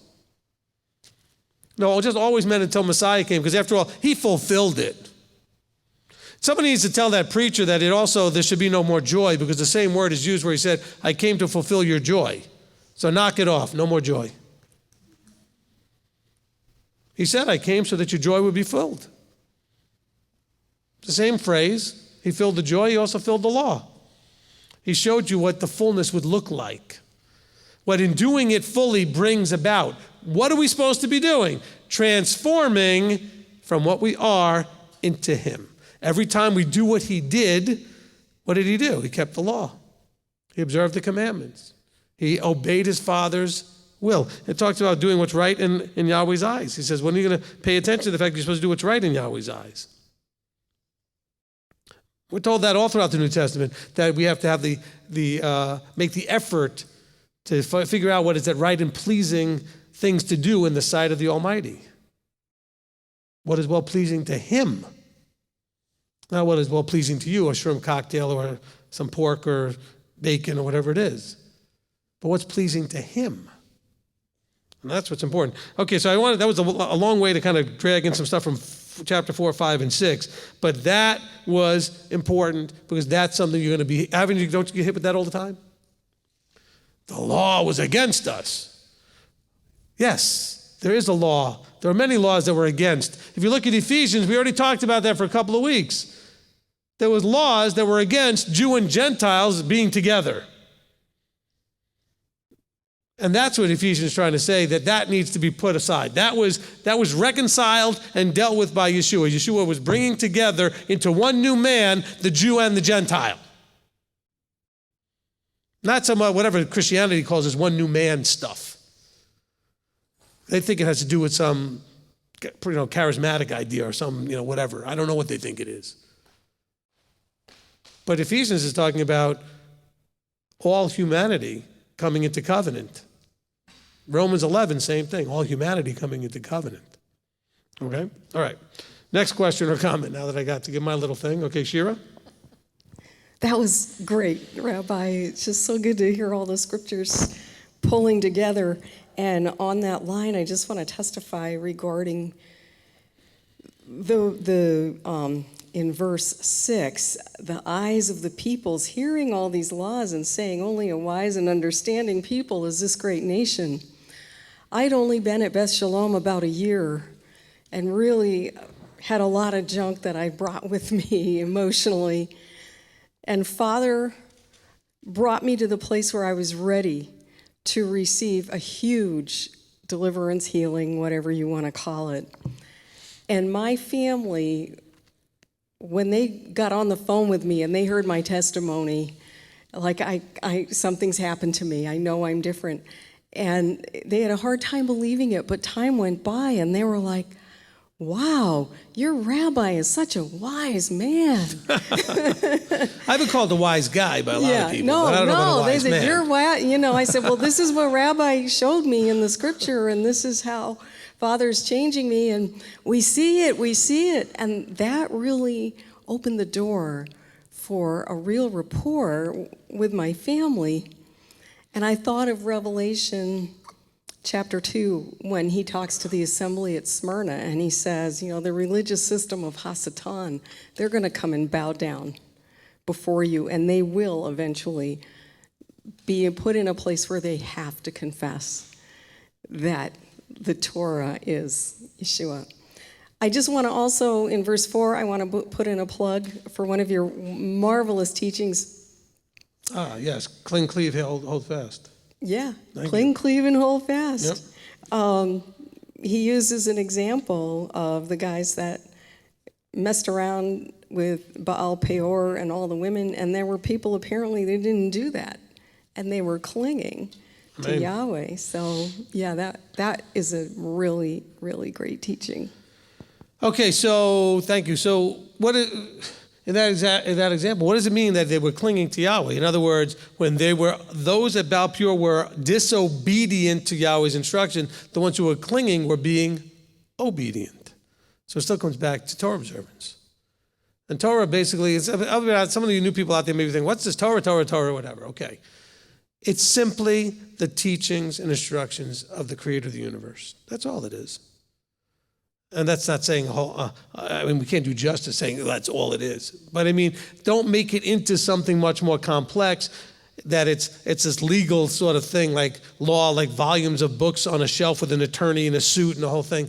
It's his instructions. Biology, chemistry, physics, these are all part of his law. It holds the universe together. The law that we focus on, though, is the parts that has to do with how we as human beings, it's like our instruction manual, how we should function. Okay? Interact with each other and interact with him. The two great commands. How to love him, how to love each other. Right? Okay, next question or comment. Rabbi Tom? Okay, thank you. I noticed something that should encourage everyone. In chapter 4, verse 27, it says, Yahweh shall scatter you among the peoples, and you shall be left few in number among the nations where you were driven. Mm-hmm. That sounds pretty ominous. But then in verse 29, he says, but from there you shall seek Yahweh your Elohim, and shall find when you search for him with all your heart and with all your being. Amen. And then in the blessing and cursing chapters in Vayikra 26 and here in Devarim or Deuteronomy 28. After all the long list of curses and bad things, the last verse is always a positive note, and that's a constant theme throughout the Bible. Amen. You always say all these bad things will happen, but there's a way out of them. There's hope. Amen. And you caught my next ones right in order. Perfect. Oh, okay. They get a prize for that? Or? So chapter 4, verses 25 to 28 is the prophecy of their dropping the ball, their failure. Now, that's got to be kind of rough. I mean, here they are at the Jordan, about to cross into the land. They hadn't done a thing yet, except, be the generation that survived through the wilderness. And he's already telling them, and when you get there and mess this up, because you will, but also after messing it up, you will seek him. So it's a prophecy then in verse 29 to 31 of the restoration. And then in verses 32 to 40, this is another little section where it covers again, where he's saying things like, for ask now the days have passed which are before you since the day that Elohim created man on the earth, and ask for one end of the heavens to the other, whether there has been a word as great as this. What's the word as great as this? The opportunity to be a covenanted people, not just covenanted individuals. Okay? Because when has he tried to take himself a nation out of the midst of another nation by trials and signs, etc.? Okay? Now, there are two verses here that need to be mentioned where he says, you have been shown it, and to know that Yahweh himself is Elohim, there's no one beside him. Verse 39, the same thing, that Yahweh himself is Elohim in heavens above and on earth beneath, there's none else. Okay? So if you don't understand what that's talking about, listen to the teaching called, Do You Know the Father and the Son? Okay, that'll kind of explain it, hopefully. All right, now, okay? And so, wow. This is really powerful stuff. Okay, who's next? Dale? Let's see if you can get the next one I wrote on here. Well, a long time ago when I started coming into truth, I was actually taught by my original mentor years ago. It was Deuteronomy 5:22 where it talked about, he basically used that to say the Ten Commandments were all that were needed to be followed, which I know isn't true now, but I was just curious on your take on it. Okay, so Deuteronomy 5 is the what? It's the repeating of the commandments from Leviticus, right? Okay, from Exodus 20. Okay, so it says here that, and by the way, that is in my notes, but you skipped one. That's okay. So you guys skipped over one, but you did pretty good so far. All right, so verse 22 says, these words Yahweh spoke to all your assembly, etc., and he added no more. And then he goes on and explains a little bit, but what actually did take place in Exodus? He got interrupted. Okay? And so people missed that flow. The people were like, hold on, time out. We are going to die if we keep listening to this. Okay? And so I don't think it's an irrational or unreasonable conclusion to say he would have just kept going with the rest of it had they all kept their mouth shut. All right? And so I think that's a reasonable conclusion. But we have here, well, then he stopped talking. But why did he stop talking? Because the people freaked out. Go back to Exodus 20 and see them freak out. Okay? And so, but you got to also remember, don't, mock them in your mind or in your hearts or anything. It goes back to kind of that what are you thinking type of thing. Because it says the words that you saw. They saw words. They felt them. The Jewish, sages claim that it was full sensory. They smelled the words, tasted it in their mouths, saw it, heard it, felt it. Could you imagine this full sensory overload of that? To experience the instruction with every part of your sensory being? Unbelievable stuff. Of course, it might scare you and make you feel like your body doesn't have the capacity to handle that. But they weren't trusting. That's part of the problem. Okay? Okay, so, they were having a problem with emunah and bitachon. Trust. Okay? Throw a new word at you. Okay? So they were having a problem with these things. Okay, now, So that was really good that you brought that out, because that's one of the big things that we see going on here. And people will say, well, he only gave the 10 Commandments. Well, you know what? Let's make it simple for them. Okay, when you figure out how to do all 10 of those, then you can work on the other 603. Because somehow you're managing to work on like 8 or 9 of them. There's one for sure that you're not. Okay, the Sabbath one. Okay, but now let's talk about this, another piece real quick, which is in this is the one you skipped, which is verse 6, which is in the Jewish renderings of the 10 Commandments, it's different than the Christian renderings of them. The Jewish commandment number 1 is, I am Yahweh your Elohim. Okay? That's it. That's number 1. I am Yahweh your Elohim. Okay? Who brought you out of Mitzrayim, out of the house of bondage. The verse 7 on, that's all part of the second command. You shall have no other Elohim before me. They all put, you shall have no Elohim before me, as the first commandment. No, the first commandment is that you know that he is Yahweh who brought you out of Egypt, out of bondage. Having no Elohim before him in the idolatry is all one command. And then not taking the name and making it nothing is the third command, okay? So that first command, Yehuda, the Jewish community, understands is I am Yahweh, your Elohim, who brought you out. Okay? I think it makes a lot more sense to understand it that way. Because you can't figure that part out, the rest of it doesn't matter anyway. You got to get that first one.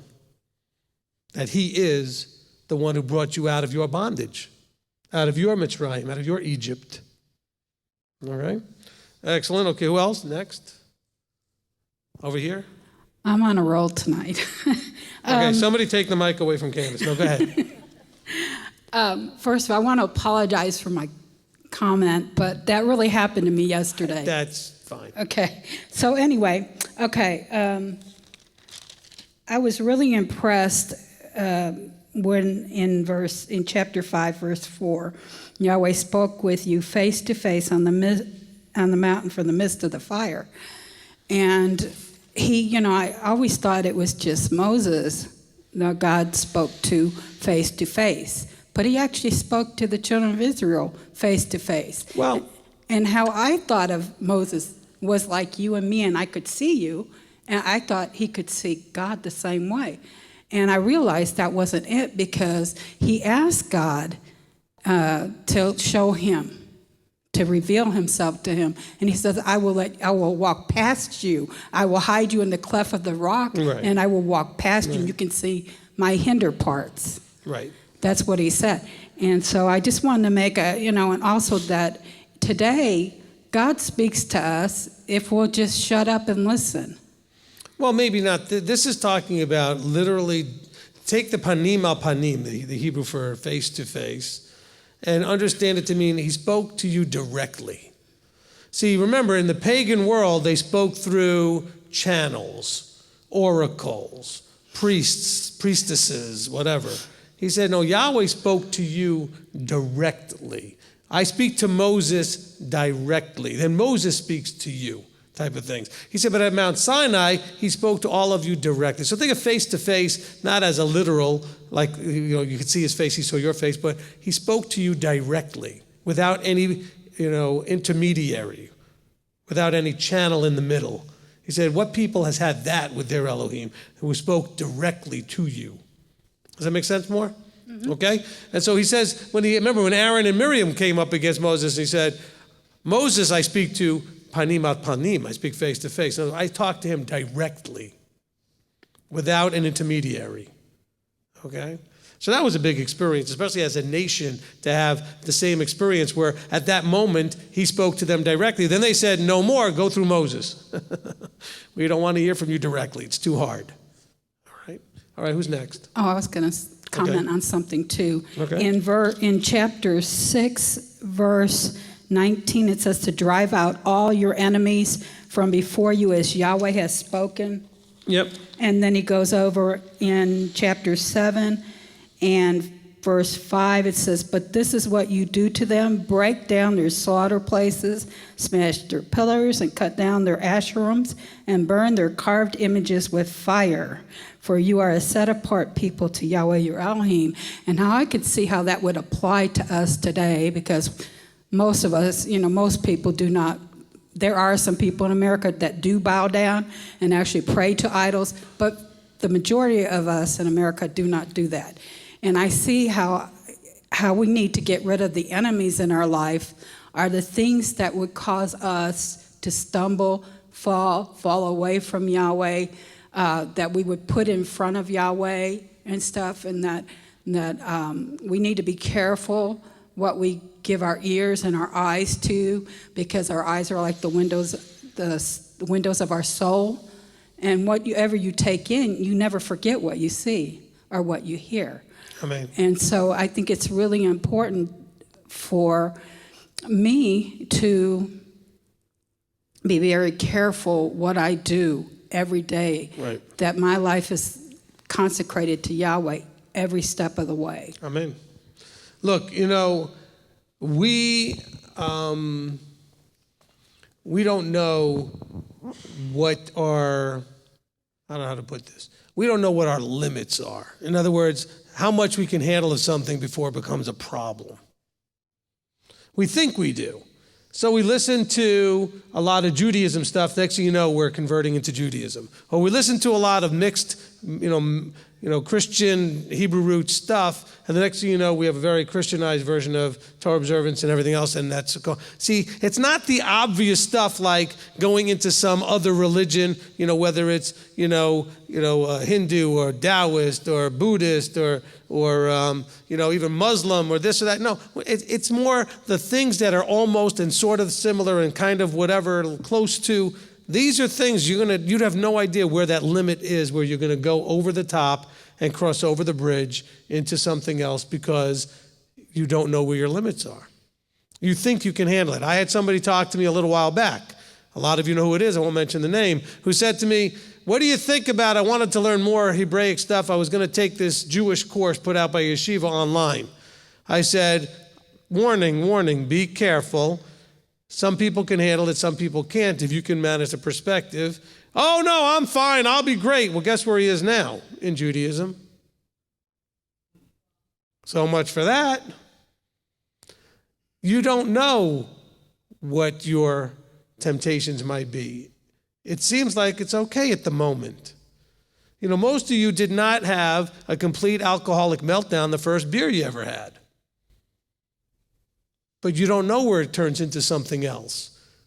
Now, for some people, you'll be okay all the way along, and it will never turn into anything. Others not. But you are not going to be expecting it or see it coming. You need to find a way to have somebody be able to balance you. I tried to warn this guy. I told him. He didn't listen. I said, there are people out there that you will say, "Well, that won't happen to me." Famous last words.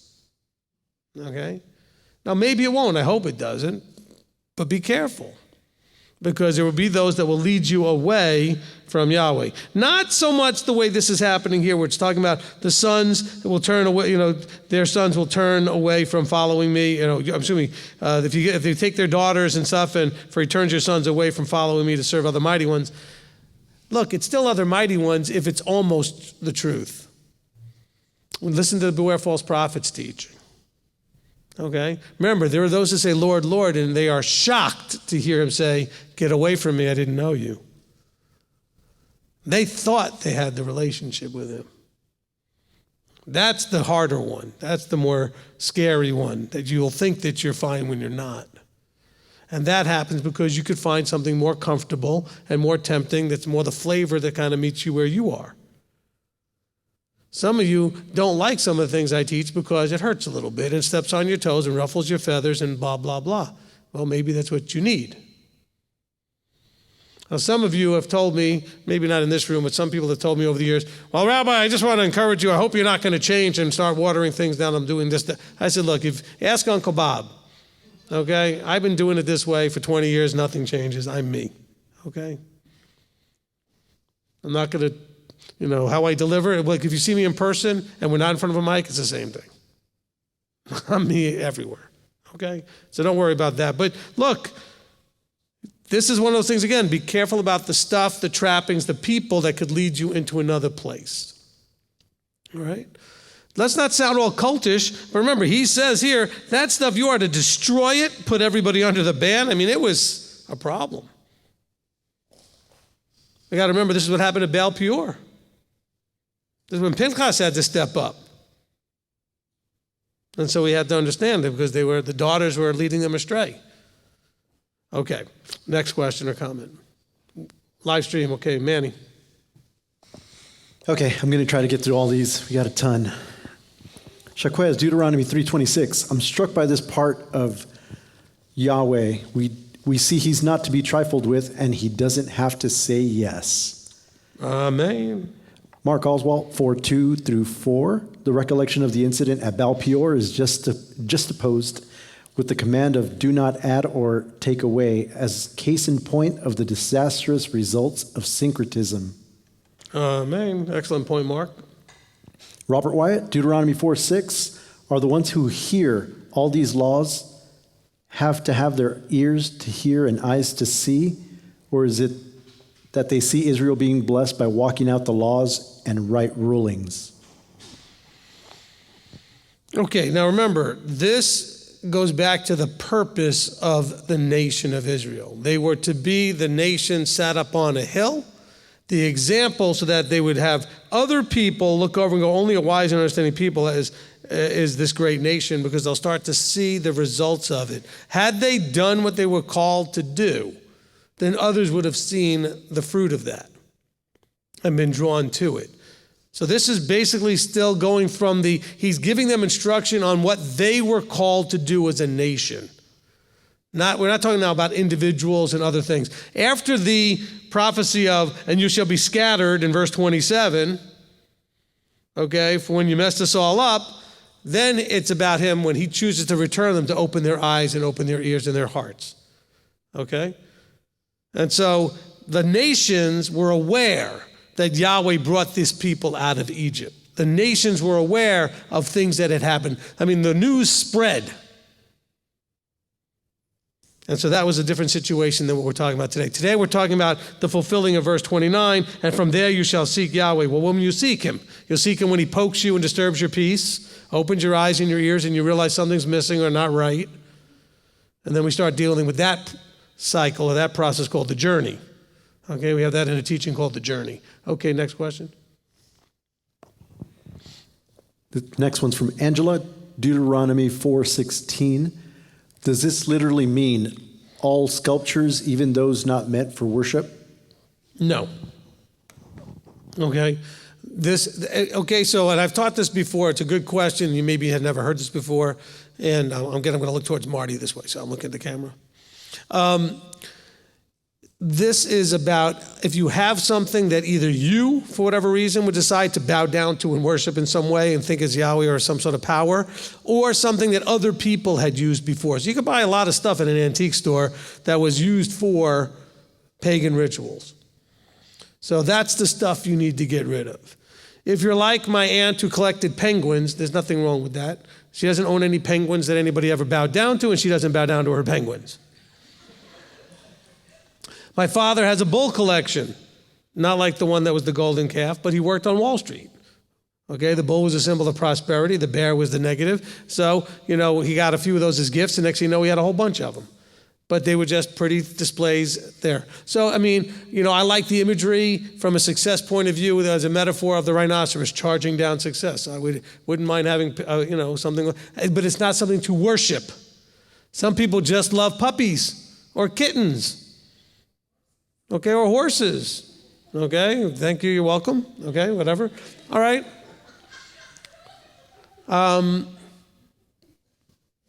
As long as you don't and nobody else ever did, they're fine. They're art. Okay, nothing wrong with art. But you have to know what the item is. If you're at an antique store, you need to do some research, find out what it is you want to buy. Next thing you know, you buy some pagan fertility thing, and you had no idea what it was. Okay? All right, next question or comment. Jonathan Thompson, Deuteronomy 4:29-31. So as we walk this walk, seeking and searching Yahweh with all our heart, prepares us for times in your distress, when those words which we studied is brought back to remembrance?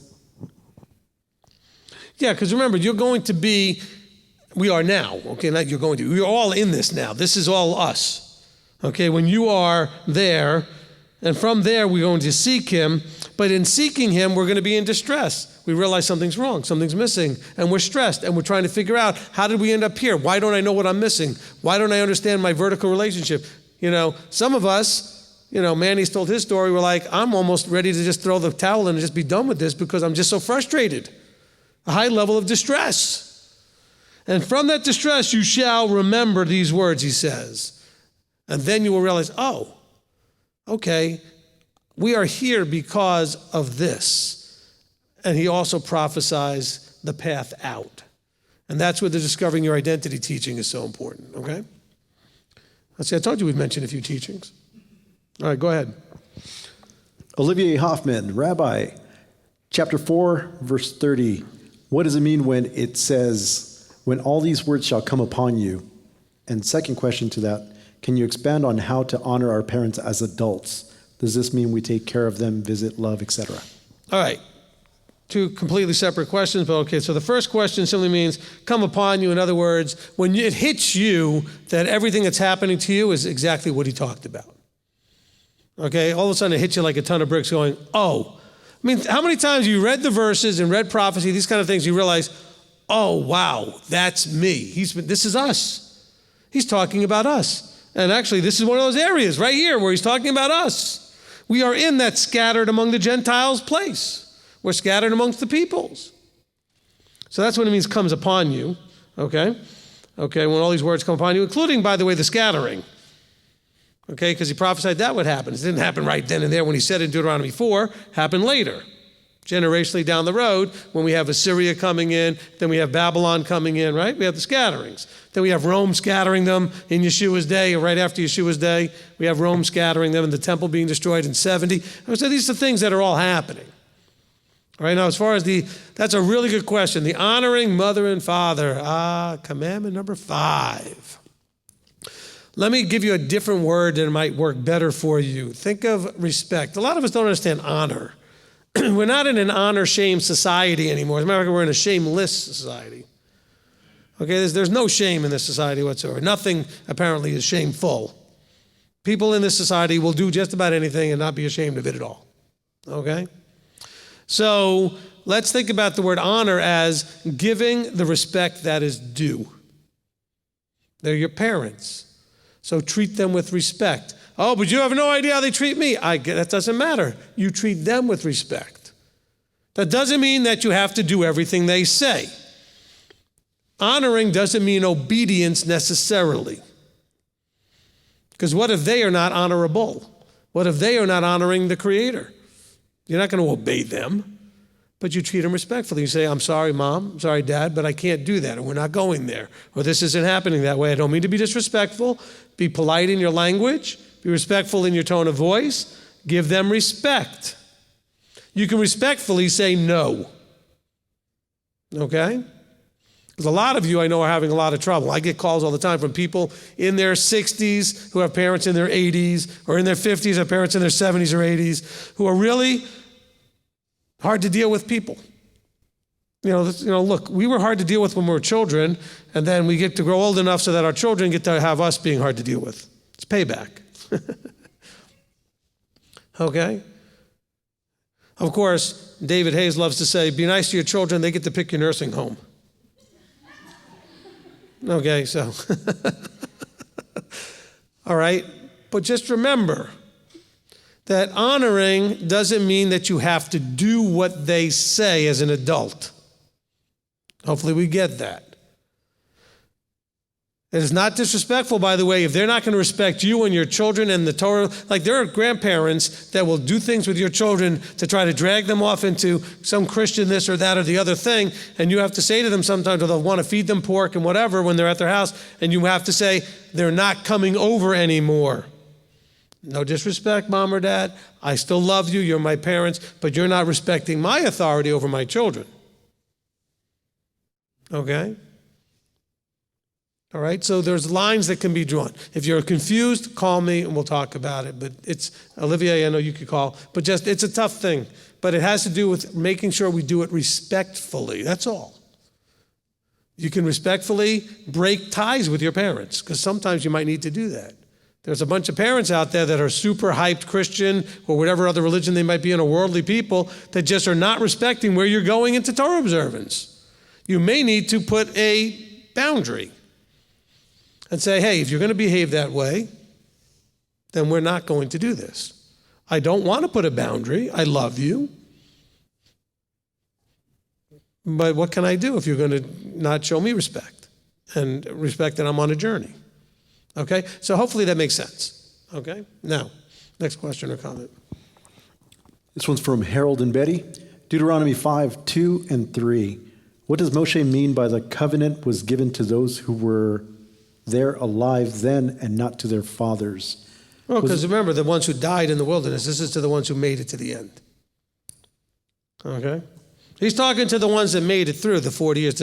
Everybody 20 and older was dead. Okay, this is everybody that was 20 or 19 or younger, or born after during the 40 years, okay? Okay, so that should be hopefully simple enough. Next question. This one from Chino Man. Chapter 5, verse 3. Can you please explain? Yahweh did not make this covenant with the same question, same answer. He didn't make this covenant with our fathers, but with us. Because remember, he told the fathers, you're not going in. The covenant said, I will bring you into the land. He said, well, you guys don't get to go. So this covenant was with us who are alive today, not with them. And not with Moses even, because Moses wasn't going to get to go either. There's only at this point, I believe, 3 people alive, Moses and Joshua and Caleb. And Moses wasn't getting to go over. Okay? And Joshua and Caleb got to go over. Everybody else died in the wilderness. All right? Go ahead. Shaquez, Deuteronomy 5, 9. What does it mean that he visits the crookedness to the 3rd and 4th generations?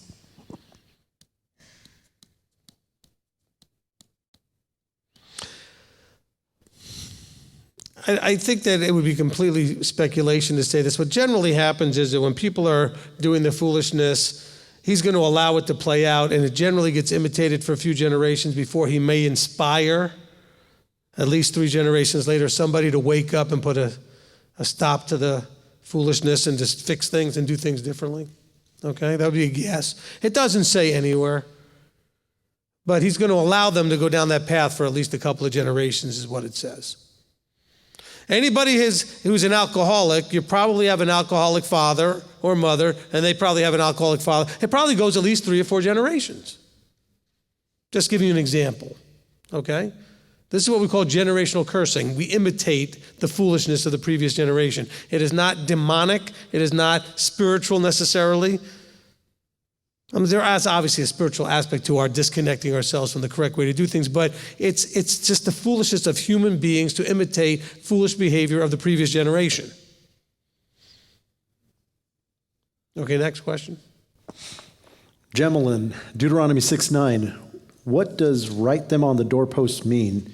Is it the doorpost of your hearts, or are we supposed to actually write them and put them there? Okay. Neither.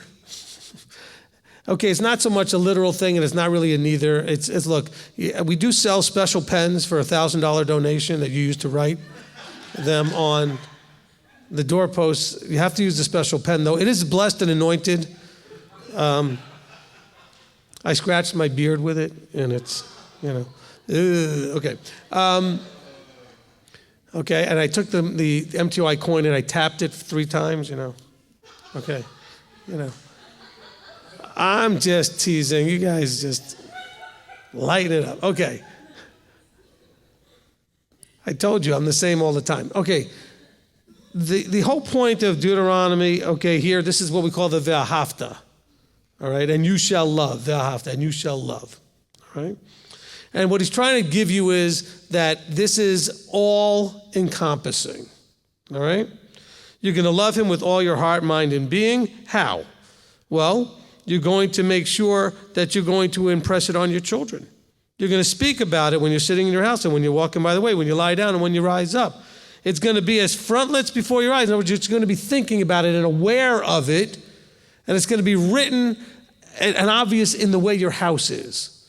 In other words, people will see that your house is handled a certain way, it's run a certain way, it's a place of Torah observance, of Yahweh-led stuff. Now, there is a literal thing, we call it a mezuzah. The Jewish community wanted to do this literally as well as metaphorically. They do both.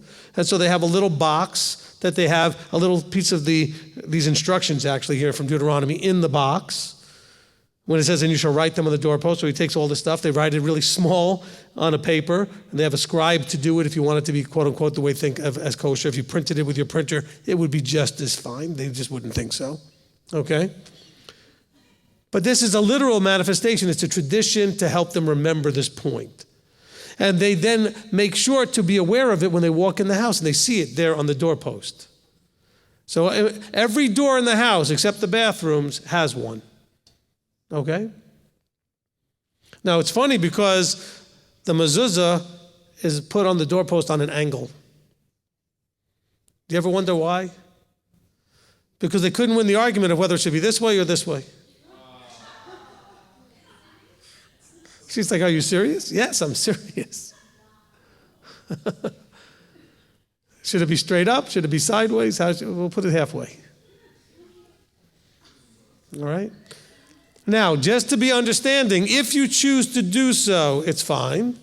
You can certainly take the scripture literally.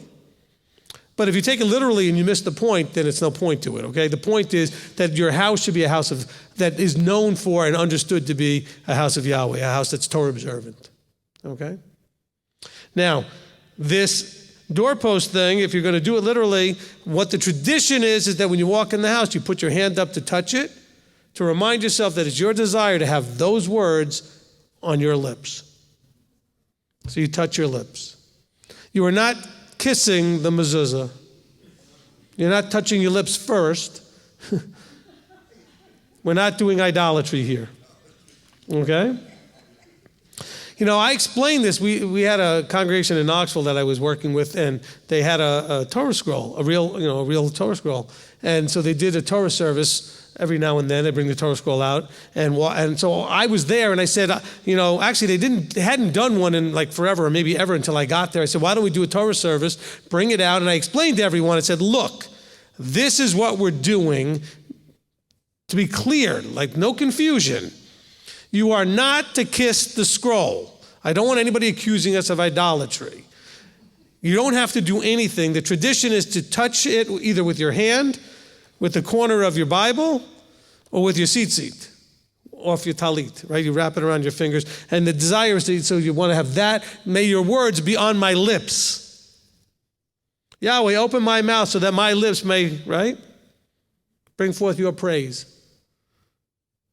I want that on my lips. So wouldn't you know it, the next week, a whole bunch of people were mad and said, we didn't really like that whole thing, kissing the Torah stuff. You can't win. You can't win. Nobody listens. So right after that, I struck the rock. That was the guy's nickname, the Rock, and I hit him. I punched.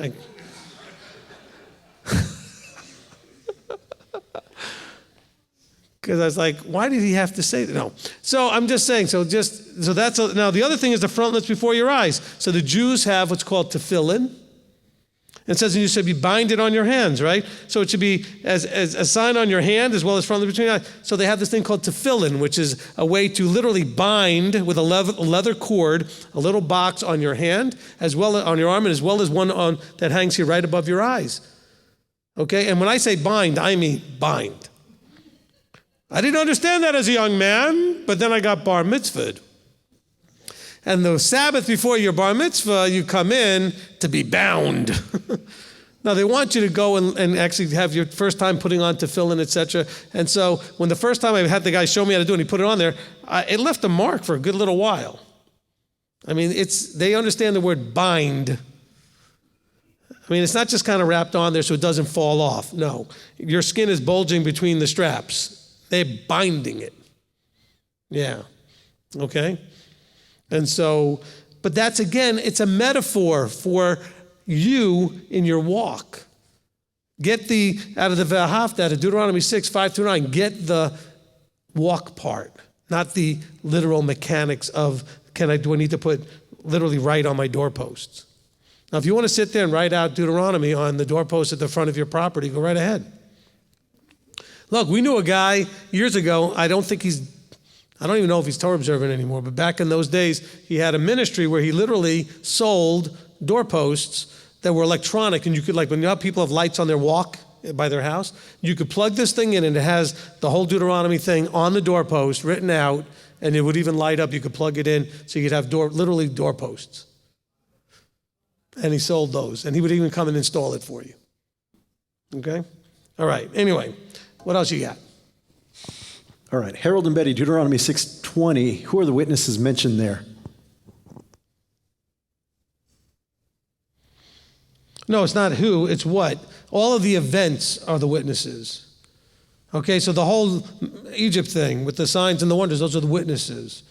The pillar of cloud, pillar of fire, witnesses. The manna that they came was witnesses. Okay, the documentation of the events that witness to Yahweh's majesty, power, awesomeness, etc. Okay, so it says here, when your son asks you in time to come, saying, what is the meaning of the witnesses and the laws? He's saying, you're telling me as witnesses about what happened. Think of it as like when the apostles were giving their testimonies. Okay, we call it the witness or the testimonies. So he says, what is the meaning of the testimonies and the laws? Those are the witnesses. The testimonies about the events. Okay? Anything else? Yes. Olivier, I know you've touched on this Olivier, before. 3 questions per I'm kidding. Go ahead. I know you've touched on this before. I just don't know if you've done it today. They want to know what the term under the ban means. We've had a few people asking about it. Okay, under the ban means utterly destroy. Shaquez, Deuteronomy 7:3. Is this another way of explaining do not be unequally yoked? Where verse 7:3. 7:3. And do not intermarry with a yes. Well, yes and no. I mean, it lets you know that if you're going to, and I have a few people I've talked to lately that are engaged to someone who's not doing this, and I told them you might need to disengage. Well, some of them are actually doing more than that, so they really need to disengage. But anyway, this is going to lead to unequally yoked. Don't marry somebody you're not on the same page with. Now, some of you are unequally yoked now, but you were on the same page when you got married. That's a different problem, okay? He's saying don't do it to start with. Do not intermarry with them. Why? Because they're going to turn your sons away from following me. They may turn you away from following him. Oh, and don't tell me, oh no, a lot of times it's the ladies that call me, oh, he's so supportive of what I'm doing and he lets me, yeah, he does that now. Let's see how that goes after I do. And you find out he don't. Okay, he doesn't play that. He doesn't say yes. He's not going to just whatever. Or vice versa with her, whether it's the woman. Okay? Oh, but she said, well, yeah, whatever you want to do. Yeah, we'll see how that goes. And wait till children are born. And we got to decide how to raise them. A totally non-religious person all of a sudden might change on you because, after all, you guys were 2 secular people. I've had this happen a lot. We were just 2 secular people. Then we had kids. Uh-oh, now all of a sudden you got to decide, are we going to raise them in a certain way? Are they going to go to church? Are they going to go to an assembly? What are they going to do? You know? Okay, and I've just got a couple of comments. April, actually this is a question. Does Moses get in the kingdom? Is this a type and shadow? Can't enter over the Jordan, meaning can't enter the kingdom? No. He gets in. He's one of the heroes in Hebrews 11. He's one of the heroes in of all time. But the thing is that he still had to have a consequence for his actions, and so he had to pay a price. There's still consequences to our actions, okay? Okay? And by the way, when you pray and you have a consequence, stop praying for Yahweh just to take away the consequence, because then he may just tell you to move on and that's no more of that. Ask him to forgive you. You can ask him to mitigate the consequence, but only ask him once. Okay? You own it. You brought it on. You did what you did. There's a consequence. He may take it away once you own it. He may minimize it once you own it, but own it. I deserve this. Look at what happened with David when everything came about, and he said, I deserve this. I messed up pretty big. He got mad at Moses because Moses wasn't quite owning it. He was enraged with me because of your words. Because you guys wouldn't shut up and kept whining and complaining and driving me crazy. He wasn't owning it. All right, go ahead. All right, last question and then a couple of comments. Rabbi, this is from Claudia. Why were the Hebrews afraid of hearing direct from Abba? Again, I think there was two things. One was I think it was just full sensory overload, and they'd really just, they're just freaking out. Excuse me. The other thing is they came from a time in a society where there was always a sort of buffer of an intermediary. So therefore, you could always have the excuse, well, I didn't really understand the priest, or maybe the priest got it wrong, or the oracle, or whatever, and blah, blah, blah. So let's Moses, you talk to him, and then you tell us, and we could always claim we didn't understand you. Or maybe you were wrong, or whatever, When we hear Yahweh say it, we got no excuses. That's it, period. All right? What else you got? Comments from Raymond Ramelow, Deuteronomy 7:7. Yahweh did not set his love on you nor choose you because you were more numerous than any other people, for you were the least of all peoples. Beautiful parallel between Deuteronomy 7:7 and 1 Corinthians 1:26 through 29. He further adds, we were not chosen because we were the best and brightest. We were chosen to be made the brightest or best and brightest. From such material will make it obvious it was him. Amen. Aaron Sullivan, guarding is mentioned so many times in this Parsha. Guarding carelessly or passively will get you killed now and later. It's a verb equals action. Amen. And by the way, 1 Corinthians he was talking about, for he says, for look at your calling, brothers, that there were not many wise according to the flesh, not many mighty, not many noble. But Elohim has chosen the foolish matters of the world to put to shame the wise, the foolish ones, and Elohim has chosen the weak of the world to put to shame the strong. Okay? And there's more, but that's sort of that. Just that's the section that Raymond was quoting. Okay, what else you got? Two more comments. Randy Baker, every time I read to do in the land which you are passing over to possess, I'm thinking of the path that I'm on to the kingdom door, and the land is the forever kingdom. Amen. That is exactly what you're supposed to think. Amen. That is what he is trying to. Also, when he talks about prolonging your days, yes, it means that you might live a little longer in the flesh, but he's really talking about eternal life. Okay, the phrase prolonging days is really pointing to eternal life. Okay? And last one, Pauline. She said, actually, as a Christian, I read the entire scriptures over and over, knowing it was all important, but clearly I wasn't ready to receive it the first 29 years, so I'm just a 2-year-old now. So clear. Amen. Amen. Well, welcome and happy birthday. Okay. Don't let it be the terrible twos. That's the only thing. Just be careful with that. All right. So we actually have a lot of that actually out there in the body. Those that are doing this for 2 years or less and they think they know everything and they're ready to start instructing people. And it really is terrible. And it really causes more harm than good. All right. Well, thank you everyone for participating. Excellent job. All right. Let's give somebody to go ahead and close us in prayer. All right. Give it to Mr. Chuck. He's right there. All right. Okay. Chuck Stalling is going to go ahead and close us in prayer after he finishes dropping my mic. No, he dropped something else. Okay. You ready? Father Yahweh, we just thank you for the opportunity to study your word. Thank you for a rabbi. We thank you for Mishpachad being able to come together. Father, we just ask that you would continue to keep our ears and eyes and hearts open to your word. And we thank you for all that you've done and all that you will do. In the mighty name of our Messiah, Yeshua HaMashiach. Amen. Amen. Amen. Thank you, Chuck. Thank you, everyone. If anybody wants to come up here to wave goodbye.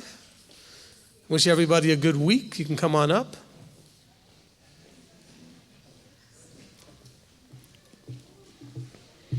Coins are ready.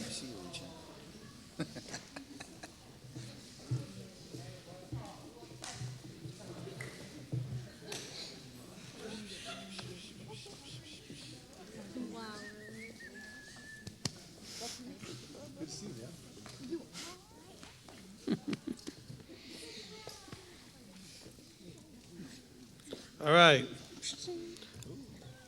Gabriel, is everybody on the camera? Not yet. Owen and Evie, don't trip. Oh, yeah, sure. All right, the great Mount Owen is blocking everybody's view. Okay. We're good? All right, so on 3, we're going to do what? Lila Tov, Shavua Tov, and tell them we love them. Ready? Here we go. 1, 2, 3. Lila Tov, Shavua Tov, we love